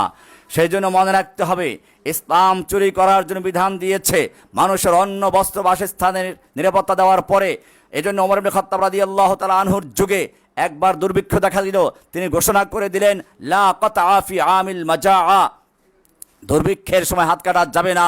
যখন একটা লোক চুরি করেছে ক্ষুধার জন্য, তার ঘরে অসহায় শিশু আছে, মা বাপ না খেয়ে ক্ষুধায় মরে যাচ্ছে, সেজন্য চুরি করেছে, ইসলাম বলে তার হাত কাটা যাবে না। হাদিসটি আছে মুসান্নাফ ইবনে আবি শাইবা, এর ভিতরে 28511 নম্বর হাদিস এটা।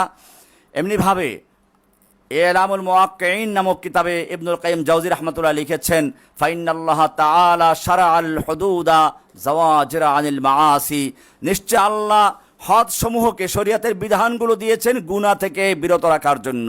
সুতরাং যদি অনিচ্ছাকৃত অভাবে পড়ে কেউ চুরি করে, তার হাতটা ইসলাম কাটতে বলে নাই।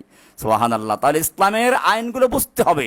ইসলাম মানুষকে আইন দিয়েছে, আর তার আগে তাকে নসিহাত দিয়েছে, উপদেশ দিয়েছে, অন্যায় কাজ করা থেকে বারণ করার জন্য সব রকমের চেষ্টা করেছে। এরপরেও যারা পেশাদার চোর, তাদের বেলায় আল্লাহ হাত কাটতে বলেছেন। তাহলে এত কিছুর পরেও যখন আল্লাহ বিধান হাত কাটতে বললেন, তোমার তো মায়া কেন? তার মানে তারাও জানে এই চোরের হাত কাটার বিধান পেঁয়াজ চোর, লবণ চোর, আলু চোরদের জন্য নয়। এই হাত কাটার বিধান হচ্ছে ওই সমস্ত ভিআইপি চোরদের জন্য যারা সচিবালয়ে বসে, মন্ত্রণালয়ে বসে, সরকারি অফিসে বসে কাগজের খোঁচায় খোঁচায়, কলমের খোঁচায় খোঁচায় যারা চুরি করে বিদেশি অর্থ সম্পদের পাহাড় গড়ে তুলে, এই সমস্ত ভিআইপি চোরদের জন্য হাত কাটার বিধান দিয়েছেন। এটা তারা বুঝে শুনেই প্রতিবাদ করে। আমরা এবারে আসব আরেকটি বিষয় যেটা খুবই গুরুত্বপূর্ণ, সেটা হচ্ছে মানুষের বংশের নিরাপত্তা। আল্লাহ সুবহানাহু ওয়া তাআলা মানুষকে সৃষ্টি করেছেন। কোরআন বলছে, ইন্না খালাকনাকুম মিন যাকারি ওয়া উনসা ওয়া জাআলনাকুম শুউবান ওয়া কাবাইলা লিতাআরাফু। হে মানুষ, আমি তোমাদেরকে সৃষ্টি করেছি একজন পুরুষ একজন নারী থেকে, এবং তোমাদেরকে বিভিন্ন বড় বড় গোত্র, ছোট ছোট গোত্রে বিভক্ত করেছি যাতে পরিচয় লাভ করতে পারো। কিন্তু জেনে রাখবে, এই বংশমর্যাদা, কে সাদা কে কালো, কে আরব কে অনারব, কে কোন বর্ণের, এই বর্ণবাদকে ইসলাম সমর্থন করে না। আল্লাহ রাসূল সাল্লাল্লাহু আলাইহি ওয়াসাল্লাম বিদায় হজের ভাষণে বলেছেন, আজকের থেকে আজমের উপরে আরবের, আরবের বা আজমের কোনো কিনে প্রাধান্য নেই, সাদার উপরে কালো, কালোর উপরে সাদার কোনো প্রাধান্য নেই। সব ভেদাভেদ দূর করে সমস্ত মানুষের মধ্যে একটা সাম্য এবং ঐক্যের ঘোষণা আসলো সেই বিদায় হজের ভাষণের সময়। এরপর আল্লাহ রাব্বুল আলামিন মানুষের বংশের নিরাপত্তা দান করেছেন। কে কার সন্তান এর পরিচয় থাকবে, মায়ের পরিচয় থাকবে, বাবার পরিচয় থাকবে, মা বাবার সম্মান করতে বলেছে, কোরআন খেদমত করতে বলেছে। এমনিভাবে এত কিছু বলার পরে ওসিয়াত করেছেন, খবরদার এই বংশ যাতে এলোমেলো না হয়ে যায়, তোমরা জেনা ব্যভিচারের ধারে কাছেও যেও না। আজকে আমরা দেখতে পাচ্ছি শুধু মহিলারাই নয়, শিশুরা পর্যন্ত ধর্ষণ হচ্ছে, ধর্ষিতা হচ্ছে, হত্যা করা হচ্ছে, যার জ্বলন্ত প্রমাণ এই মাত্র দুদিন আগে রামিসা নামক যে 7 বছরের মেয়েটাকে ধর্ষণ করা হলো, খুন করা হলো। আল্লাহ রাব্বুল আলামিন সেজন্য প্রথমে এখানেও উপদেশ দিয়েছেন, খবরদার ওয়ালা তাকরাবুজ জিনা, তোমরা জিনা ব্যভিচারের ধারে কাছেও যেও না, ইন্নাহু কানা ফাহিশাতাও ওয়া সা সাবিলা। এটা অশ্লীল বেহায়াপনা কাজ। সূরা বনী ইসরাঈলের 32 নম্বর আয়াত। এমনিভাবে কাছেও যেও না, তার মানে জেনা তো করবেই না, এটা বরং বলেছে জেনা ব্যভিচারের কাছেও যেও না। তার মানে জেনা ব্যভিচার আগে কতগুলো কাজ আছে, মানুষ চোখ দিয়ে দেখে। হাদিসে বলা হয়েছে, চোখটা হচ্ছে সাহামুন মিন সিহাম ইবলিস, ইবলিসের একটা বিষাক্ত তীর। এই চোখের মাধ্যমে মানুষ দেখে, তারপরে বদনজর পড়ে, এরপরে তাকে পাওয়ার চেষ্টা করে, এরপরে তার সাথে ধর্ষণ করে, তাকে ক্ষতি করে। এই কারণে আল্লাহ রাব্বুল আলামিন এখানেও সেই জেনার জন্য যে সকল উপকরণগুলো আছে সেগুলো নিষেধ করেছেন। কোরআন বলছে সূরা নূর 30 নম্বর আয়াতে, কুল্লিল মুমিনিনা ইয়াগুদ্দু মিন আবসারিহিম ওয়া ইয়াহফাজু ফুরুজাহুম। আপনি মুমিন পুরুষদের বলুন, তারা যেন তাদের দৃষ্টিকে সংযত রাখে, নিচু করে রাখে, তাদের লজ্জাস্থানের হেফাজত করে। যালিকা আযকা লাহুম, এটি তাদের জন্য অধিক পবিত্র। সূরা নূরের 30 নম্বর আয়াত। এটা প্রথম পুরুষদেরকে বলেছেন, তাহলে পুরুষদেরকেও চোখের পর্দা করতে হবে। এরপরে মেয়ে লোকদেরকে বলেছেন দ্বিতীয় নম্বরে সূরা নূরের 31 নম্বর আয়াতে, ওয়াকুল্লিল মুমিনাতি ইয়াগুদুনা মিন আবসারিহিন্না ওয়া ইয়াহফাজনা ফুরুজাহুন্না। হে নবী, আপনি মুমিন মহিলাদেরকেও জানিয়ে দিন, তারা যেন তাদের চক্ষুকে নিচু রাখে, সংযত রাখে, এবং তারাও যেন তাদের লজ্জাস্থানকে হেফাজত করে। সুবহানাল্লাহ। এভাবে ওসিয়াত করেছেন সূরা নূরের 31 নম্বর আয়াত। এরপরে আল্লাহ আরো বলেছেন, ওয়ালা ইউবদিনা যিনাতাহুন্না ইল্লা মা যাহারা মিনহা। সূরা নূরের 31 নম্বর আয়াতে বলেছেন, তারা যেন তাদের সৌন্দর্য প্রকাশ না করে। মেয়ে লোকেরা যাতে বাজারে গিয়ে, মার্কেটে গিয়ে সৌন্দর্য প্রদর্শন না করে, সৌন্দর্য প্রকাশ না করে, তবে যা স্বাভাবিকভাবে প্রকাশিত হয় তা ব্যতীত, মানে একটা লোক হেজাব করার পরে, পর্দা করার পরে যতটুকু বের হয়ে যায় সেইটা তাকে আল্লাহ ধরবেন না, কিন্তু তাকে হেজাব করতে বলা হয়েছে। সূরা নূরের 31 নম্বরে আরো বলা হয়েছে, ওয়ালিয়াদরিবনা বিখুমুরিহিন্না আলা জুয়ুবিহিন্না, তারা যেন তাদের ওড়না বক্ষদেশের উপরে টেনে দেয়। সুবহানাল্লাহ। তারা যেন তাদের ওড়নাগুলোকে তাদের সিনা, তাদের বক্ষদেশের উপরে ফিরে নেয়। এরপরে আল্লাহ বলেছেন, ওয়াকারনা ফি বুয়ুতিকুন্না ওয়ালা তাবাররাজনা তাবাররুজাল জাহিলিয়াতিল উলা, আর তোমরা তোমাদের ঘরে অবস্থান করো, মেয়ে লোকদের ঘরে অবস্থান করতে বলেছে, এবং তারা যেন প্রাচীন জাহিলিয়াতের যুগের মতো সাজসজ্জা প্রদর্শন না করে। এটাকে নিয়ে আপত্তি করে মেয়ে লোকদেরকে ইসলাম 4 দেয়ালে আবদ্ধ করতে চায় না, বিষয়টা এরকম নয়, বরং এখানে দায়িত্বের ব্যাপার আছে। পুরুষ বাহিরে কাজ করবে, কঠিন কাজ করবে, মেয়ে লোকদেরকে বলা আছে ঘরের কাজ সামলাও, বাচ্চা লালন পালন করা, ঘর সংরক্ষণ করা, পরিষ্কার পরিচ্ছন্ন করা, খাবার তৈরি করা, অনেকগুলো কাজ আছে। এই জন্য আল্লাহ তাআলা চাইলেন একটা পারিবারিক ব্যবস্থা সংগঠিত করার জন্য। আজকে মুসলিম দেশগুলোতে যেই পারিবারিক বন্ধন সুন্দর টিকে আছে, সেই পশ্চিমা দেশগুলো যারা মানুষের মৌলিক স্বাধীনতা নিয়ে কথা বলে, পর্দার বিরুদ্ধে কথা বলে, তাদের বাড়িতে গিয়ে দেখেন কোনো শান্তি নেই, পুরুষ এক ক্লাবে, মেয়ে আর এক ক্লাবে। তাদের পরিবারে কোনো কোনো নেই, কোনো সৌন্দর্য নেই। ভাই বোনের সাথে ধর্ষণ হচ্ছে, জেনা হচ্ছে, বাবা তার মেয়েকে ধর্ষণ করছে। আমরা বাংলাদেশেও দেখলাম কিছুদিন পূর্বে এক দাদা তার নাতিকে ধর্ষণ করেছে। নাউজুবিল্লাহ মিন যালিক। এই পশ্চিমা কালচার এইগুলো করেছে। আমি একটা কৌতুক পড়েছিলাম, একবার এক মেয়ে সাজগোজ করে বাহিরে যাচ্ছে, তার ভাই তাকে বলল, কোথায় যাচ্ছ? বয়ফ্রেন্ডের কাছে। তো ভাই বলল, আজকে না গেলে হয় না, ঘরেই সারি নেই। তো ভাই বোন জেনায় লিপ্ত হলো। এবারে বোন বলছে ভাইকে, তোমার প্রসঙ্গটা বাবারটার চেয়েও শক্ত। তখন বোন কি বলল, ভাই কি বলল, আম্মু তো এই কথাই বলেন। তার মানে বুঝতে পেরেছেন, মা ছেলের সঙ্গে ধর্ষণ করে, জেনা করে, বাপ মেয়ের সঙ্গে ধর্ষণ করছে। এই কালচার এখন বাংলাদেশেও ছড়িয়ে পড়েছে। মেয়েদেরকে চেনা যায় না, কে মেয়ে কে পুরুষ। ওই যে একটা কৌতুক আছে, একটা মহিলার পাশে এক পুরুষ বসেছে, তো মেয়েটা একেবারে টাই পরা, প্যান্ট পরা, শার্ট পরা, চুলগুলো ওইরকম কাটাছেঁড়া করা। তো বললে, এই ছেলে তুমি উল্টোপাল্টা কেন করছো? তো পাশের থেকে আরেকজন বলল, আরে আপনি তো ভুল করেছেন, ও তো ছেলে না, আমার মেয়ে। তো বলো, সরি আমি বুঝতে পারিনি, আপনি যে ওর বাপ। আপনি তো আবার ভুল করেছেন, আমি তোর বাপ না, আমি ওর মা। মানে হচ্ছে মারও মেয়ে লোকের কোনো পোশাক নেই, চাল চলনে, চুল কাটিং পুরুষের মতো, পোশাক পুরুষের মতো, মেয়েদের অবস্থা। আজকে সেই কারণেই অনেকগুলো ধর্ষণের কারণে এমন হচ্ছে। আল্লাহ রাব্বুল আলামিন সেজন্য কোরআনে সূরা আহজাবের 59 নম্বরে বলেছেন, ইয়া আইয়ুহান নাবিয়্যু কুল লিআজওয়াজিকা ওয়া বানাতিকা ওয়া নিসাইল মুমিনিনা ইউদনিনা আলাইহিন্না মিন জালাবিবিহিন্না। হে নবী, আপনি আপনার স্ত্রীগণকে, আপনার কন্যাগণকে এবং মুমিন নারীদেরকে বলে দিন, অর্থাৎ আপনার স্ত্রীদেরকে, আপনার মেয়েদেরকে এবং সমস্ত মুমিনদের স্ত্রীদেরকে, মেয়েদেরকে বলে দিন, ইউদনিনা আলাইহিন্না মিন জালাবিবিহিন্না, তারা যেন নিজেদের উপরে তাদের চাদরের অংশ টেনে দেয়, অর্থাৎ তারা যেন হিজাব করে, পর্দা করে। এমনিভাবে আল্লাহ সুবহানাহু ওয়া তাআলা বিবাহের জন্য উৎসাহিত করেছেন। এখন দেখবেন মা বাপ ছেলে মেয়েকে প্রেম করার জন্য উৎসাহিত করে, বিয়ে দিতে রাজি না, কই না এখনো বয়স হয় নাই, বয়ফ্রেন্ডের সাথে ঘুরতে দেয়, কিন্তু বিয়ে দিতে রাজি না। কোরআন বলেছে, ওয়া আনকিহুল আয়ামা মিনকুম ওয়াস-সালিহিনা মিন ইবাদিকুম ওয়া ইমাইকুম। সূরা নূর এর 32 নম্বর আল্লাহ বলছেন, তোমাদের মধ্যকার অবিবাহিতদের এবং তোমাদের সৎ দাস দাসীদের বিবাহ দাও। এজন্য কোরআন বলছে, ওয়ালিয়াস্তাফিফিল্লাযীনা লা ইয়াজিদুনা নিকাহান হাত্তা ইউগনিয়াহুমুল্লাহু মিন ফাদলিহি। সূরা নূরের 33 নম্বর আয়াত। যারা বিয়ে করতে সক্ষম না, খরচ যোগাতে পারে না, আল্লাহ কি সুন্দর বলেছেন, যারা বিবাহের সামর্থ্য পায় না তারা যেন সংযম অবলম্বন করে, যতক্ষণ না আল্লাহ নিজ অনুগ্রহে তাদেরকে অবমুক্ত করেন। আল্লাহ রাসূল সাল্লাল্লাহু আলাইহি ওয়াসাল্লাম বলেছেন, ইয়া মাশারাশ শাবাব, ওহে যুবকেরা, মান ইসতাতা মিনকুমুল বাতা ফালিয়াতাযাওয়াজ, তোমাদের যাদের বিবাহ করার সক্ষমতা আছে সেজন্য বিয়ে করে নেয়। ফাইন্নাহু আগাদ্দু লিল বাসার ওয়া আহসানু লিল ফারাজ, এটা চোখকে সংযত রাখা, লজ্জাস্থানকে হেফাজত করার সবচেয়ে উত্তম মাধ্যম। আর আমাল্লাম ইয়াস্তাতে, যার বিয়ে করার ক্ষমতা নাই, ফাআলাইহি বিসসাওম, সে যেন সিয়াম রাখে, রোজা রাখে। সুবহানাল্লাহ।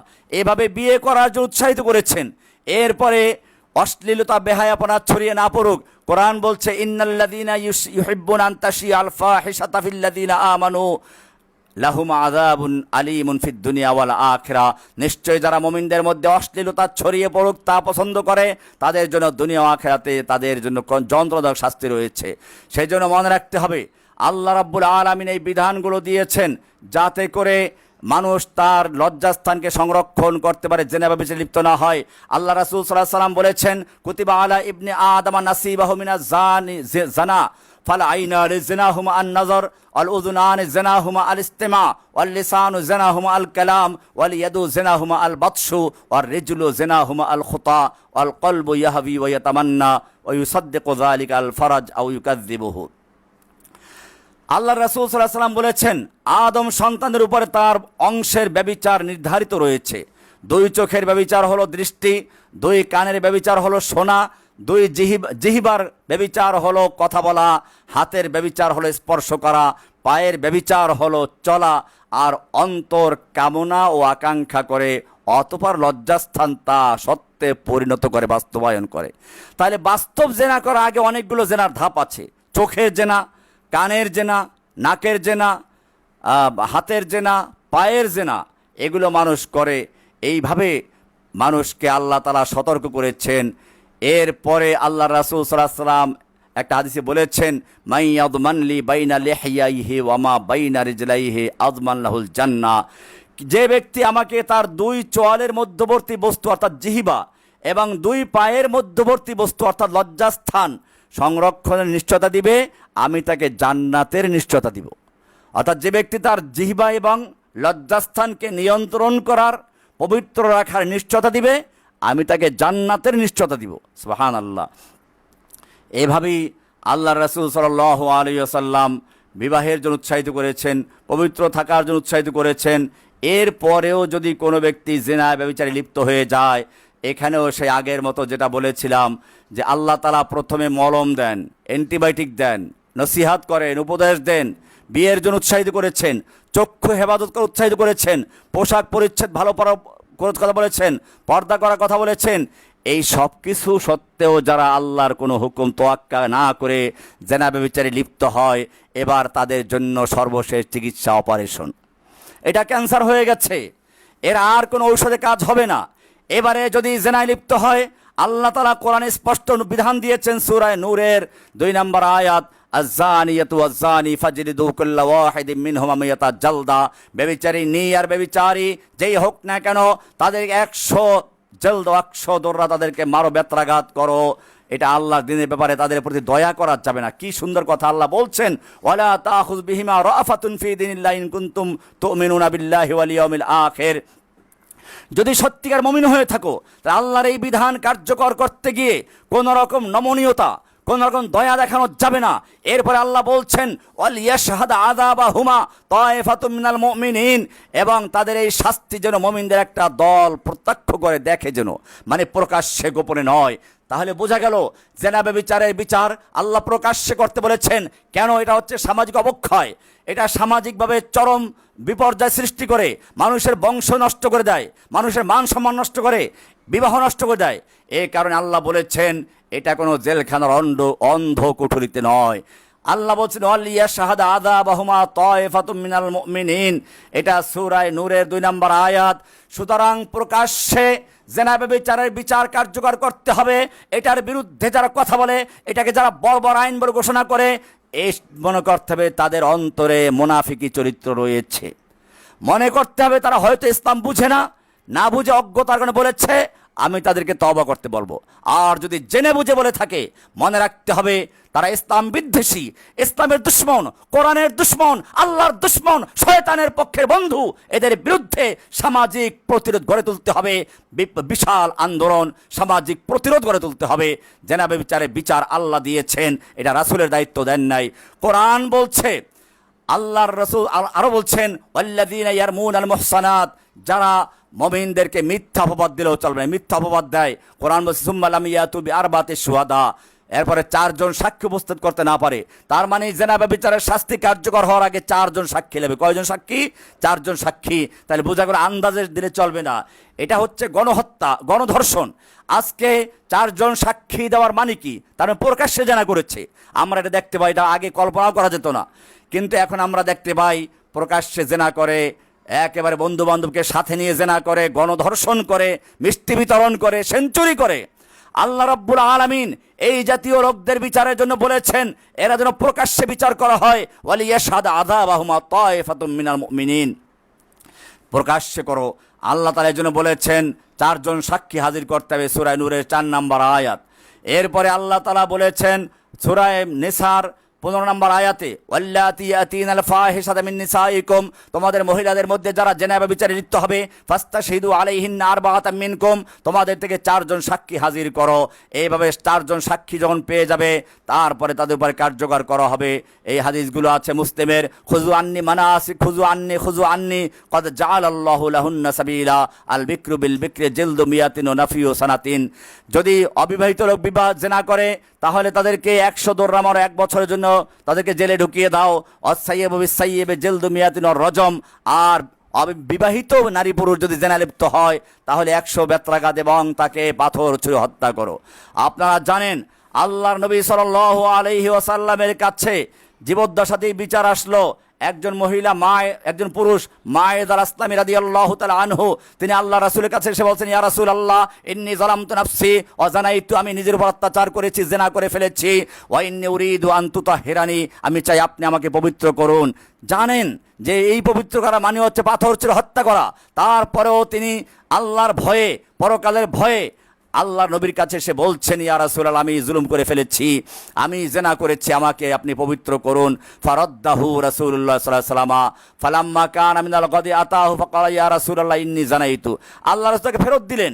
তিনি আবার পরের দিন আসলেন, একই কথা বললেন, ইয়া রাসূলুল্লাহ আমি জেনা করে ফেলেছি। আল্লাহ রাসূল তাকে আজকেও ফেরত দিলেন। তৃতীয় দিন আসলো, আল্লাহ রাসূল বললেন, তুমি বোধহয় চুমো দিয়েছো বা এই সমস্ত করেছো। সে বলল, না না আমি জেনা করেছি। এরপরে আল্লাহ রাসূল সাল্লাল্লাহু আলাইহি ওয়াসাল্লাম তাকে পাথর ছুঁড়ে হত্যা করার জন্য, তারপরে জিজ্ঞেস করলেন তুমি পাগল কিনা, বলেন আমি পাগলও না। এরপরে তার জন্য গর্ত নিক্ষেপ খনন করা হলো, এরপরে হাঁটু পর্যন্ত গাড়া হলো, তারপরে পাথর ছুঁড়ে হত্যা করা হলো। মুসলিমের 1695 নম্বর হাদিস। সুবহানাল্লাহ। আজকে যদি বাংলাদেশে এই রামিসাকে যে হত্যা করলো নরপশু, তাকে হাঁটু পর্যন্ত গেড়ে প্রকাশ্যে পাথর ছুঁড়ে হত্যা করা হতো, তাহলে এই ঘটনা যারা দেখতো, শুনতো এবং গোটা বিশ্বে যারা প্রচার করত, তাদের আর কারো সাহস হতো না কোনো একটা নারীকে ধর্ষণ করার জন্য। সেজন্য ইসলাম এই কঠিন বিধান দিয়েছে। হাদিসটা মুসলিম শরীফের 1695 নম্বর হাদিস। এছাড়া আরও এক ঘটনা আছে। আল্লাহর নবীর কাছে একটা মহিলা আসলেন, ইমরাতে গামিদিয়া, গামিদি গোত্রের এক মহিলা। তিনি এসে বলেন, ইয়া রাসূলুল্লাহ তাহহিরনি, আমাকে পবিত্র করুন। আল্লাহ রাসূল সাল্লাল্লাহু আলাইহি ওয়াসাল্লাম বলেন, ওয়াইহাক ইরজিই ফাস্তাগফিরিল্লাহ ওয়া তুবি ইলাইহি, যাও ঘরে যাও, আল্লাহকে তওবা করে ইস্তেগফার করো। সে বলল, আরাকা তুরিদান তুরাদ্দিনি, আপনি আমাকে ফেরত দিতে চান, যেমন মায়েজকে ফেরত দিয়েছিলেন। আমি জেনা করেছি, আপনি আমাকে বিচার করুন। আল্লাহ রাসূল সাল্লাল্লাহু আলাইহি ওয়াসাল্লামকে সে বলল, আমি তো গর্ভবতী হয়ে গেছি। আল্লাহ রাসূল বলেন, যাও ফাযহাবি হাত্তা তালিদি, তুমি জেনা করেছো, পাপ করেছো, অন্যায়ভাবে তোমার শিশু তো কিছু, পেটের বাচ্চা তো অন্যায় করে নাই, যাও বাচ্চা হলে তারপর আসো। উদ্দেশ্য হলো চলে যাক আর না আসুক। কিন্তু সেই বাচ্চা হওয়ার পরে আবার আসলো। ফালাম্মা ওয়ালাদাত আতাতুহু বিসসাবিয়্যি ফি খিরকাতিন, সেই একটা নেকড়ায় পেঁচিয়ে, কাপড়ে পেঁচিয়ে বাচ্চা সহ হাজির হয়ে গেল আর বলল, হাযা ক্বাদ ওয়ালাদতুহু, আমি বাচ্চা প্রসব করেছি, ইয়া রাসূলুল্লাহ আমাকে এখন আপনি পবিত্র করুন। আল্লাহ রাসূল বলেন, যাও ইযহাবি ফাআরদিহি হাত্তা তুফতিমিহি, যাও একে দুধ পান করাও, দুধ ছাড়লে তারপরে আসো। মহিলা চলে গেল। ফালাম্মা ফাতামাতুহু আতাত বিসসাবিয়্যি ফি ইয়াদিহি কিসরাতা খুবজিন, যখন বাচ্চা দুধ পানে বয়স শেষ হয়ে গেল, রুটির টুকরা হাতে দিয়ে তারপরে নিয়ে আসলো, বাচ্চা রুটি খাচ্ছে। ফাকালাত হাযা ইয়া নবী আল্লাহ, এই যে সেই বাচ্চা, কাদ ফাতামতুহু, দুধ ছাড়াইছে তাকে, ওয়াকাদ আকালাত তাম, এখন সে খাবার খায়, আমার উপরে আপনি আল্লাহর বিধান কার্যকর করুন। সুবহানাল্লাহ, কি তওবা, কি ভয় আল্লাহর। আল্লাহ নবী তাকে বারবার ফেরত দিয়েছেন। মহিলা আবার আসলো। আল্লাহ নবী সাল্লাল্লাহু আলাইহি ওয়াসাল্লাম বাচ্চাটাকে একজনের জিম্মা দিয়ে দিলেন। এরপরে বললেন, সুম্মা আমারা বিহা ফাহাফারা লাহা ইলা সাদরিহা, তার সিনা পর্যন্ত গর্ত খনন করা হলো, তাকে গেড়ে দেওয়া হলো। তারপরে আমার নাসা ফারাজামুহু, এরপরে লোকদেরকে পাথর মারতে বলেন, পাথর ছুঁড়ে হত্যা করা হলো। এটা খুব কঠিন অন্যায়, মনে কঠিন শাস্তি, কিন্তু আল্লাহ রাসূল সাল্লাল্লাহু আলাইহি ওয়াসাল্লাম কি বলেছেন শুনুন। এরপরে যখন এই মহিলাকে পাথর মারতে গিয়ে কারো গায়ে একটু রক্তের ফোঁটা ছিটে আসলো, সে ঘৃণা প্রকাশ করেছিল। আল্লাহ রাসূল সাল্লাল্লাহু আলাইহি ওয়াসাল্লাম বললেন, এটা ওমর রাদিয়াল্লাহু তাআলা আনহু, তখন তাকে বলেন, ফাকাল আলাহু ওমর তুসাল্লি আলাইহি, আল্লাহ রাসূল এই মহিলার জানাজাও পড়েছেন। আল্লাহ রাসূল ওমর বললেন, ইয়া রাসূল আপনি জানাজা পড়ছেন? আল্লাহ রাসূল কি বলছেন, লাকাদ তাবাত তাওবাতান, সে তো এমন তওবা করেছে লাউ কুসিমাত বাইনা সাবঈনা মিন আহলিল মদিনা লাওয়াসিআতহুম, মদিনার 70 জন মানুষের মধ্যে যদি তার তওবার সওয়াব বন্টন করা হতো, তার 70 জন মানুষের পরকালে নাজাতের জন্য যথেষ্ট হয়ে যেত। সুবহানাল্লাহ। বোঝা গেল ইসলাম শাস্তির বিধান রেখেছে ঘৃণা করার জন্য নয়, পবিত্র করার জন্য, সমাজকে পবিত্র করার জন্য, ব্যক্তিকে পবিত্র করার জন্য সেটাই করেছে। আমরা আরও একটি গুরুত্বপূর্ণ অধ্যায় নিয়ে আলোচনা করবো এখন, সেটা হচ্ছে মানুষের বিবেকের প্রশ্ন। বিবেক আল্লাহ তাআলা দান করেছেন, আকল, জ্ঞান, বিবেক, বুদ্ধি। এই বিবেকের মাধ্যমেই মানুষ সত্য মিথ্যা বিচার করে, বিবেকের মাধ্যমে মানুষ আল্লাহকে চিনে, বিবেক দিয়েই মানুষ শিরক বেদাত থেকে বাঁচতে পারে। কিন্তু সেই বিবেকটাকে নষ্ট করার জন্য মানুষ চক্রান্ত করেছে, মাদকদ্রব্য তৈরি করেছে। আল্লাহ সুবহানাহু ওয়া তাআলা সেই কারণে এই মাদকদ্রব্য যত আছে, নেশাদ্রব্য সব হারাম করে দিয়েছেন। কোরআনের প্রথম সূরা বাকারা 219 নম্বর আয়াতে প্রথম পর্যায়ে বলা হয়েছিল, ইয়াসআলুনাকা আনিল খামরি ওয়াল মাইসির, হে নবী আপনাকে লোকেরা মদ এবং জুয়া সম্পর্কে প্রশ্ন করবে। কুল ফীহিমা ইসমুন কাবীরু ওয়া মানাফিউ লিন-নাস, আপনি বলে দিন মদের মধ্যে বড় মারাত্মক পাপ রয়েছে এবং কিছু উপকারও আছে, তবে ইসমুহুমা আকবারু মিন নাফিহিমা, এই মদের উপকারের চেয়ে ক্ষতির দিকটা অনেক বড়। সূরা বাকারা 219 নম্বর আয়াত। এটা প্রথম পর্যায়ে ছিল। লাভও আছে ক্ষতিও আছে, লাভের চেয়ে ক্ষতিটা বেশি, মানে মদের বিষয়টা আস্তে আস্তে একটু দুর্বল করে দেওয়া। এরপরে আল্লাহ রাসূল আল্লাহ তাআলা আরো আয়াত বললেন, ইয়া আইয়ুহাল্লাযীনা আমানু লা তাকরাবুস সালাতা ওয়া আনতুম সুকারা হাত্তা তা'লামু মা তাকুলুন, হে ঈমানদারগণ খবরদার, সালাতের ধারে কাছে আসবে না মাতাল অবস্থায়, যতক্ষণ না তোমরা বুঝতে না পারো কি বলছো। সূরা নিসার 43 নম্বর আয়াত। এরপরে আরো কঠিন আয়াত চলে আসলো, সূরা মায়দার 90 নম্বর আয়াত, ইয়া আইয়ুহাল্লাযীনা আমানু, হে ঈমানদারগণ, ইন্নামাল খামরু ওয়াল মাইসিরু ওয়াল আনসাবু ওয়াল আজলামু রিজসুম মিন আমালিশ শাইতানি ফাজতানিবুহু লাআল্লাকুম তুফলিহুন, হে ঈমানদারগণ নিশ্চয় মদ, জুয়া, মূর্তি পূজার বেদী এবং ভাগ্য নির্ধারণের স্বরসমূহ শয়তানের অপবিত্র কাজ, নাপাক কাজ, অতএব তোমরা এগুলো থেকে দূরে থাকো যাতে তোমরা সফল হতে পারো। এই আয়াতের মাধ্যমে মদ, জুয়া চিরকালের জন্য হারাম হয়ে গেল। এরপরে সূরা মায়দার 91 নম্বরে আল্লাহ বলছেন, ইন্নামা ইউরিদু শাইতানু আন ইউকিয়া বাইনাকুমুল আদাওয়াতা ওয়াল বাগদা ফিল খামরি ওয়াল মাইসির ওয়া ইয়াসুদ্দাকুম আন যিকরিল্লাহি ওয়া আনিস সালাত ফাহাল আনতুম মুনতাহুন, নিশ্চয়ই শয়তান চায় মদ এবং জুয়ার মাধ্যমে তোমাদের মধ্যে শত্রুতা সৃষ্টি করতে, বিদ্বেষ সৃষ্টি করতে, ঘৃণা সৃষ্টি করতে। সুবহানাল্লাহ। সমাজে আজকে যে এই যে শত্রুতা, ঘৃণা, বিদ্বেষ, এর একটা বড় অংশ মদের কারণে, মাদকের কারণে। এরপর আল্লাহ বলছেন, আর তোমাদেরকে আল্লাহর স্মরণ, আল্লাহর জিকির থেকে এবং সালাত থেকে বিরত রাখতে চায়। আমরা লক্ষ্য করছি মদ জুয়ার মাধ্যমে যারা এটা লিপ্ত হয় তারা সালাতের ধারে কাছেও যায় না, তারা আল্লাহর জিকিরকে ধারে কাছেও যায় না। আল্লাহ কত সুন্দর করে বলেছেন। এমনিভাবে আল্লাহ সুবহানাহু ওয়া তাআলা এই মদ জুয়া সম্পর্কেও সাবধান করেছেন। এরপরেও যাদের কানে আল্লাহর এই সাবধানবাণী যায় না, আল্লাহ তাদের জন্য মদ জুয়ার বিরুদ্ধে বিচার ব্যবস্থা রেখেছেন। আল্লাহ রাসূল সাল্লাল্লাহু আলাইহি ওয়াসাল্লাম বলেছেন, মদের জন্য শাস্তি আছে, এদের জন্য হদ আছে। আল্লাহ নবী নিজেও হদ লাগিয়েছেন। এইখানেও বললাম, এখানেও শরীয়ত চেষ্টা করেছে অ্যান্টিবায়োটিক দেওয়ার জন্য, মলম দেওয়ার জন্য, তাদেরকে বোঝানোর জন্য, কিন্তু তারপরও যাদের কাজ হয় নাই, এবারে তাদের জন্য শাস্তি। হাদিসে আসছে, আন্নান নবী সাল্লাল্লাহু আলাইহি ওয়াসাল্লাম উতিয়া বিরাজুলিন কাদ শারিবাল খামর জালাদাহু বিজারিদাতাইন নাহবা 40, আল্লাহ নবীর কাছে একজন মদ পানকারীকে আনা হলো এবং তাকে খেজুরের 2টা ডাল দিয়ে 40টার মতো বাড়ি দেওয়া হলো। বুখারীর 6773, মুসলিমের 1706 নম্বর হাদিস। এমনিভাবে আরও অনেকগুলো হাদিস আছে, মদ পানকারীর জন্য হদ আছে, নির্ধারিত সীমানা আছে, এই শাস্তির ব্যবস্থা করেছেন। ওমর রাদিয়াল্লাহু তাআলা আনহুর সময় হদ লাগিয়েছেন। এরকমভাবে ইসলামী খেলাফতের যুগেও হদ লাগানো হয়েছে। তাহলে আমরা দেখলাম মানুষের বিবেককে ঠিক রাখার জন্য মদকে আল্লাহ হারাম করেছেন। মদ হারাম করলেন কেন? মানুষের বিবেক, বুদ্ধি, মানুষের আকল, জ্ঞান ঠিক রাখার জন্য। এরপরে আর একটা গুরুত্বপূর্ণ অধ্যায়, তা হচ্ছে মানুষের সম্মান, মর্যাদা। মানুষকে আল্লাহ সম্মান দিয়েছেন। সূরা বনী ইসরাঈল 70 নম্বর আল্লাহ বলছেন, ওয়ালাকাদ কাররামনা বনী আদম, আমি বনী আদমকে সম্মানিত করেছি। এই বনী আদমকে নিয়ে তুচ্ছতাচ্ছিল্য করা যাবে না, তিরস্কার করা যাবে না, উপহাস করা যাবে না। কোরআনের সূরা হুজুরাত 11 নম্বর আয়াত আল্লাহ তাআলা বলছেন, ইয়া আইয়ুহাল্লাযীনা আমানু লা ইয়াসখার কওমুম মিন কওমিন আসা আন ইয়াকুনু খায়রাম মিনহুম ওয়ালা নিসাউম মিন নিসাইন আসা আন ইয়াকুননা খায়রাম মিনহুন্না। সূরা হুজুরাত 11 নম্বর আয়াত। হে ঈমানদারগণ, তোমরা কোন সম্প্রদায় যেন অন্য কোন সম্প্রদায়কে উপহাস না করে। হতে পারে তারা তাদের চেয়ে উত্তম, আর নারীরাও যেন অন্য নারীদের উপহাস না করে, হতে পারে তারা তাদের চেয়ে উত্তম। এমনিভাবে কোরআন বলছে ওয়ালা তালমিজু আনফুসাকুম ওয়ালা তানাবাযু বিল আলকাব, তোমরা একে অপরকে দোষারোপ করো না এবং মন্দ উপাধিতে ডেকো না। একটা মন্দ উপাধি দেওয়া, এই বেটে, এই কাল্লু, এরকম নাম দিয়ে ডাকা যাবে না। এমনিভাবে কোরআনে বলেছে ইয়া আইয়ুহাল্লাযীনা আমানু জতানিবু কাসীরাম মিনাজ যন্নি ইন্না বা'যাজ যন্নি ইসমুন ওয়ালা তাজাসসু ওয়ালা ইয়াগতাব বা'দুকুম বা'দা, হে ঈমানদারগণ, তোমরা অনেক ধারণা থেকে বেঁচে থাকো। মনে হয় এইটা, মনে হয় ওইটা, ওই লোকটা মনে হয় এইটা, মনে হয় খারাপ, এই মনে হয় করা যাবে না, ধারণা করা যাবে না, মন্দ ধারণা করা যাবে না। নিশ্চয়ই কিছু ধারণা পাপ। আল্লাহ বলছেন ইন্না বা'যাজ যন্নি ইসমুন, অনেক ধারণা পাপ, মিথ্যা।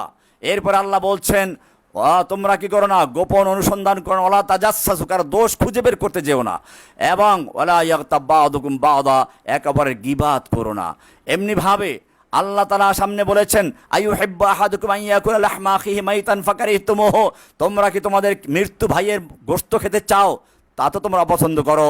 তার মানে গীবাত করা, পিছনে দোষ চর্চা করা, এটা মৃত্যু ভাইয়ের গোশত খাওয়ার সমতুল্য। সূরা হুজুরাতের 12 নম্বর আয়াত। এমনিভাবে আল্লাহ সুবহানাহু ওয়া তাআলা অপবাদের বিরুদ্ধে কথা বলেছেন সূরা আহজাবের 58 নম্বর আয়াতে।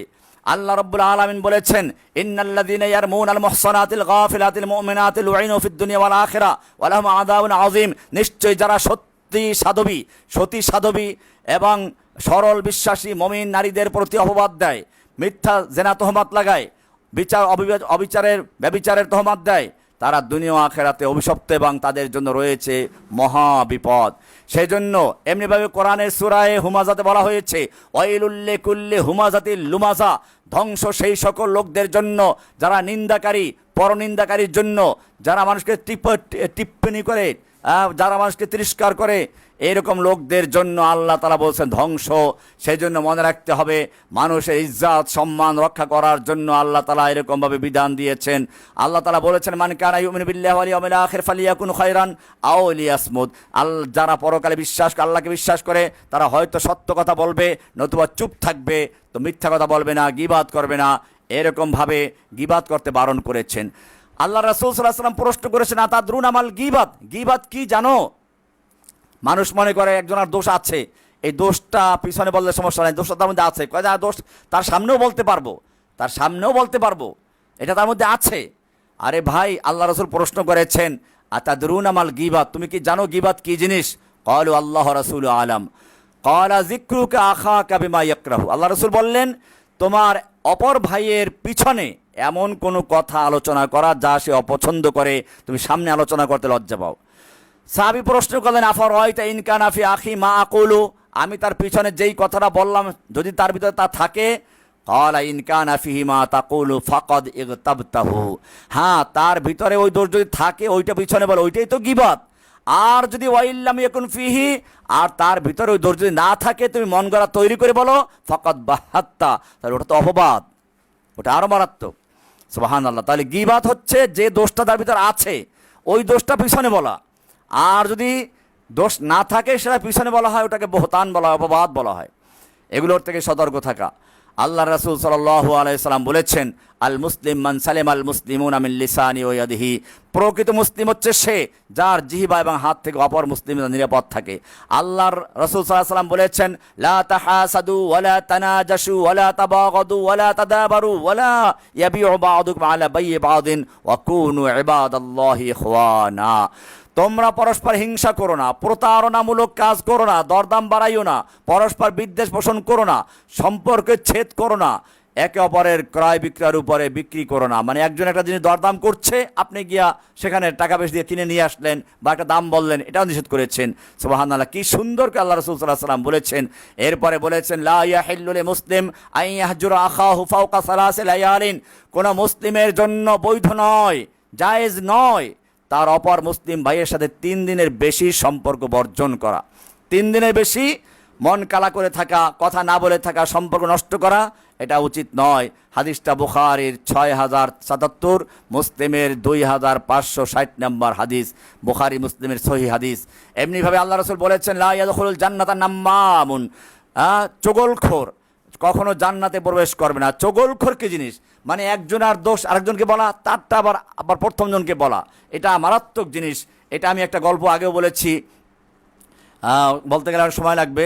আমি আজকে আর সেই গল্পের, যে একটা দাসী বিক্রি করতে গেল বাজারে, তো বিক্রেতা বলল, দেখো দাসীর চেহারা সুন্দর, কাজকর্মে ভালো, কিন্তু তার একটা দোষ আছে, চগলখড়ি করে। এটা শুনে অনেকেই ফিরে যায়। এক লোক চিন্তা করলো, আরে দাসী, সে তো কাজকর্ম করবে, তার আর চগলখড়ির কি আছে। কিনে নিয়ে গেল। দাসী দেখতে সুন্দর, পরিষ্কার পরিচ্ছন্ন, কাজকর্মে ভালো। কয়েকদিনের মধ্যেই ঘরের পুরুষ মহিলা সবার মন জয় করে ফেললো। একদিন সে মন ভারী করে মহিলার কাছে গিয়ে বসে পড়লো। মহিলা বলল, ব্যাপার কি, তোমার মনে কষ্ট আছে কোনো, কি ভাবছো? বলে, আচ্ছা দেখুন, আমি আপনার চিন্তা করছি। আপনি যেই আমি তো বললে বিশ্বাস করবেন না, আপনার যেই স্বামী আপনি এত ভালোবাসেন, সেই স্বামী জানেন, ওই যে ব্যবসা করে, চাকরি করে দোকানে, ওখানে সে একটা মহিলার সাথে সম্পর্ক করে ফেলেছে, এবং বিষয়টা এত গভীরে গেছে, সে বিয়ে করে ফেলবে, আমি শুনেছি। মহিলা তো একটা আশ্চর্য হয়ে গেছে, হ্যাঁ, এটা কেমন কথা, চিন্তায় পড়ে গেল। মহিলা যদি শুনে যে তার স্বামী বিয়ে করবে, তাহলে তার সঙ্গে সঙ্গে কি হয়ে যায় মহিলারাই ভালো জানে। যদিও শরিয়াতে একাধিক বিয়ের অনুমতি দিয়েছে, কিন্তু সেটা অনেক শর্ত সাপেক্ষে। বর্তমানে এটাও আর একটা রোগ ঢুকেছে, মাসনা নাম দিয়েছে, এবং এটার জন্য উৎসাহিত করা হয়। মনে রাখতে হবে, আল্লাহ তাআলা 4টা পর্যন্ত বিয়ে করার অনুমতি দিয়েছেন প্রয়োজনে, কিন্তু এর মানে এই নয় যে বিয়ে করে এটাকে প্রদর্শনী করবে, প্রচার করবে, আর এটা দ্বারা মানুষ সমালোচনা করবে। এগুলোর থেকে বেঁচে থাকা প্রয়োজন, এই প্রবণতা থেকে ফিরে থাকা প্রয়োজন। যাই হোক, বলছিলাম আল্লাহ নবী যে ঘটনা বলছিলাম, মহিলা কি করলো, বলল যে আপনার স্বামী একটা বিয়ে করতে যাচ্ছে এবং চূড়ান্ত হয়ে গেছে, আজকে বিয়ে করে ফেলবে। মহিলা খুব চিন্তায় পড়ে গেল। এখন ওই দাসী বলল, না, চিন্তার কোনো কারণ নেই, আমি এক হুজুরকে চিনি, তাবিজ জানে, ওই হুজুরের তাবিজ দিলে তা ফিরে যাবে। কিন্তু তাবিজ লিখতে হবে, বানাইতে হবে কি দিয়ে? তোমার স্বামীর গলার দাড়ি দিয়ে, কাটতে হবে ছুরি দিয়ে। এটা কেমনি করবো? অসুবিধা নেই, আমি দোকানে গিয়ে তাকে পাঠাচ্ছি, আপনি খাবার রেডি করে রাখুন, আসলে দুপুরে খেয়ে পর ঘুমাবে, আপনি ওই ফাঁকে কয়েকটা পশম তো একটা ছুরি দিয়ে কেটে নেবেন। সহজ বিষয়। মহিলাও রাজি হয়ে গেল, যাও দোকানে গিয়ে তোমার কাকাকে পাঠিয়ে দাও। আবার দোকানে গিয়ে সে একই অবস্থা, মুখ ভারী করে কান্না কান্না ভাব বসে আছে। কর্তা জিজ্ঞেস করলো, কারণ কি? জানেন, আপনি তো বিশ্বাস করবেন না, আমার তো এমনি বদনাম আছে। চগলখড় এমনি বানাই বানাই কথা বলে যে, আপনি তো বিশ্বাস করবেন না, আমি তো কইলে মানবেন না। এই যেই স্ত্রীর জন্য আপনি রাত দিন কাজকর্ম করেন, আপনি সবসময় তার ভালো চান, ভালো শাড়ি দেন, কাপড় দেন, খাওন দেন, জানেন আপনি তো চলে আসেন, ঘরে কেউ থাকে না, ওই মহিলা একটা পুরুষের সঙ্গে সম্পর্ক করেছে, এবং সম্পর্ক এত গভীরে চলে গেছে, আজকে প্ল্যান করেছে আপনাকে জবাই করবে। আপনার বিশ্বাস না হলে এক্ষুনি যান, গিয়ে দেখবেন যে আজকে খাবার রেডি, বাতাস দিবে। তো এবারে ঘুম পাড়ার জন্য একটু তৈরি হয়ে গেলেন, নাক ডাকা শুরু করলেন, দেখি কি হয়। দেখে ঠিকই যেই নাক ডাকা শুরু করেছেন, মহিলা তো আর জানে না প্ল্যান করা, সে হাত দিয়েছে সরল মনে, কয়েকটা দাড়ি কাটবে, আর পুরুষটা তো আগেই জানে জবাই করতে আসবে। খপ করে হাত ধরে ছুরিটা দেখলো হাতে, আর দেরি নাই, এবার বিশ্বাস তো হয়ে গেছে, জবাই করে দিল স্ত্রীকে। পরে চিন্তা করলো, আরে আমি জবাই করলাম কেন? ছুরিটা নিয়ে তো জিজ্ঞেস করতে পারে, এই মহিলা তো চগলখোর। কিন্তু এখন তো আর কিছু নেই, মহিলা চলে গেছে ওই মহিলার বাপের বাড়িতে, দাসীটা চলে গেছে, গিয়ে বলতেছে, দেখো তোমাদের বোনকে জবাই করেছে, ভাইদেরকে খেপিয়ে দিল। তারাও আসলো, এসে দেখলো, আরে ঠিকই তো জবাই করে ছুরি নিয়ে বসে আছে। ওরাও আর দেরি করে নাই, জিজ্ঞেস করা ছাড়াই তাকে জবাই দিয়ে দিল। এভাবেই একটা পরিবার ধ্বংস হয়ে গেল। তো বলছিলাম, চগল এটা গল্প, এটার কোনো বাস্তবতা আছে কিনা জানি না, কিন্তু এটা গল্প হিসাবে বোঝানোর জন্য উদাহরণ দিয়েছি যে চগলখোর মারাত্মক। আল্লাহ রাসূল সাল্লাল্লাহু আলাইহি ওয়াসাল্লাম সেজন্য বলেছেন, লা ইয়াদখুলুল জান্নাতা নাম্মামুন, চগলখোর জান্নাতে প্রবেশ করবে না। একজনের দোষ আরেকজনের কাছে, আবার তারটা আরেকজনের কাছে লাগায়, আর এভাবে দুজনের মধ্যে শত্রুতা তৈরি করে দেয়, একটা ধ্বংস করে দেয়। এগুলো চগলখড়ি। তো এই জন্য আমরা কয়েকটা বিষয় আলোচনা করলাম। মানুষকে আল্লাহ তাআলা সম্মানিত করেছেন, মানুষের জানের নিরাপত্তা দিয়েছেন, মালের নিরাপত্তা দিয়েছেন, বিবেক বুদ্ধির নিরাপত্তা দিয়েছেন, মানুষের সম্মানের নিরাপত্তা দিয়েছেন। এটাই হচ্ছে ইসলাম, ইসলামের সৌন্দর্য। যদি সত্যিকার অর্থে আজকের এই সমাজ, এই জাতি যারা আল্লাহকে বিশ্বাস করে, কোরআনকে আল্লাহর বিধান বলে বিশ্বাস করে, রমজান মাসে কোরআন তেলাওয়াত করার জন্য হাফেজ রেখে দেয়, কিন্তু সেই জাতি আল্লাহর বিধান মানতে রাজি না। আদালতে গেলে আল্লাহর বিধান চলে না, সংসদে আল্লাহর বিধান চলে না। আল্লাহর বিধানকে বাদ দিয়ে যদি নিরাপত্তা কায়েম করতে চায়, আল্লাহর বিধানকে বাদ দিয়ে যদি শান্তি প্রতিষ্ঠা চায়, কখনো সম্ভব নয়। এটাই ওমর রাদিয়াল্লাহু তাআলা আনহু বলেছেন, নাহনু কওমুন আ'আজ্জানাল্লাহু বিল ইসলাম, আমরা এমন এক সম্প্রদায়, এমন এক জাতি যাদেরকে আল্লাহ সুবহানাহু ওয়া তাআলা ইসলামের জন্য সম্মানিত করেছেন, ইসলামের মাধ্যমে সারা বিশ্বে মাথা উঁচু করে দাঁড়াতে শিখিয়েছেন, ইসলামের মাধ্যমে আমাদেরকে শিরিক থেকে মুক্ত করেছেন, ইসলামের মাধ্যমে আমাদেরকে দেবদেবী পূজারী না বানিয়ে আল্লাহর কাছে, এক আল্লাহর কাছে আত্মসমর্পণ করা শিখিয়েছেন। ইসলামের মাধ্যমেই আল্লাহ আমাদেরকে মানুষের গোলামি থেকে মুক্ত করে আল্লাহর গোলামিতে লিপ্ত করে দিয়েছেন। সেই ইসলামের মাধ্যমে আমরা সম্মানিত। যখনই আমরা ইসলামকে বাদ দিয়ে অন্য কোনো পন্থা ইজ্জত তালাশ করেছি, আদাল্লানাল্লাহ, আল্লাহ আমাদেরকে অপমান করেছেন, বেইজ্জত করেছেন। সেই জন্য মনে রাখতে হবে, যদি সত্যিকার শান্তি প্রতিষ্ঠা করতে আপনি চান, যদি সত্যিকার অর্থে এক শান্তির সমাজ, যেখানে চোর থাকবে না, জেনা ধর্ষণ থাকবে না, খুন খারাপি থাকবে না, যেইখানে মানুষ কাউকে তিরস্কার করবে না, উপহাস করবে না, মান সম্মান জীবন সব কিছু নিরাপত্তা থাকবে, তাহলে আবার ফিরে আসুন ইসলামের সেই কোরআন সুন্নাহর ছায়াতলে। ওমর রাদিয়াল্লাহু তাআলা আনহু বলেছেন, লা ইয়াসলুহা আখিরু হাযিল উম্মাহ ইল্লা বিমা সালুহা আউয়ালুহা, এই উম্মতের শেষের প্রজন্ম সংশোধন করতে পারবে না, সংস্কার করতে পারবে না ওই পদ্ধতি ছাড়া যার মাধ্যমে সংশোধন করেছিল, সংস্কার করেছিল এই উম্মতের প্রথম প্রজন্ম যে পদ্ধতিতে, যেভাবে সফলতা অর্জন করেছিলেন, পরের প্রজন্ম সফলতা অর্জন করতে হলে সেই পথেই তাদেরকে আসতে হবে। আসুন আমরা সমস্ত মানবরচিত মতবাদ বাতিল করে দিয়ে মানুষের জানের নিরাপত্তার জন্য, মানুষের মালের নিরাপত্তার জন্য, মানুষের বংশের নিরাপত্তার জন্য, মানুষের বিবেকের নিরাপত্তার জন্য, মানুষের মান সম্মানের নিরাপত্তার জন্য কোরআন ও সুন্নাহর পথে এগিয়ে আসি। বাস্তবায়ন করে কোরআন ও সুন্নাহর বিধান, আল্লাহ প্রদত্ত হুকুমাত কায়েম করি, খেলাফত আলা মিনহাজিন নবুওয়া। আল্লাহ সুবহানাহু ওয়া তাআলা আমাদের সকলকে তৌফিক ইনায়েত করুন, আমিন। ওয়া সাল্লাল্লাহু তাআলা আলা নবিয়িনা মুহাম্মদ ওয়া আলা আলিহি ওয়া সাহবিহি আজমাইন। আসসালামু আলাইকুম ওয়া রাহমাতুল্লাহি তাআলা ওয়া বারাকাতুহু।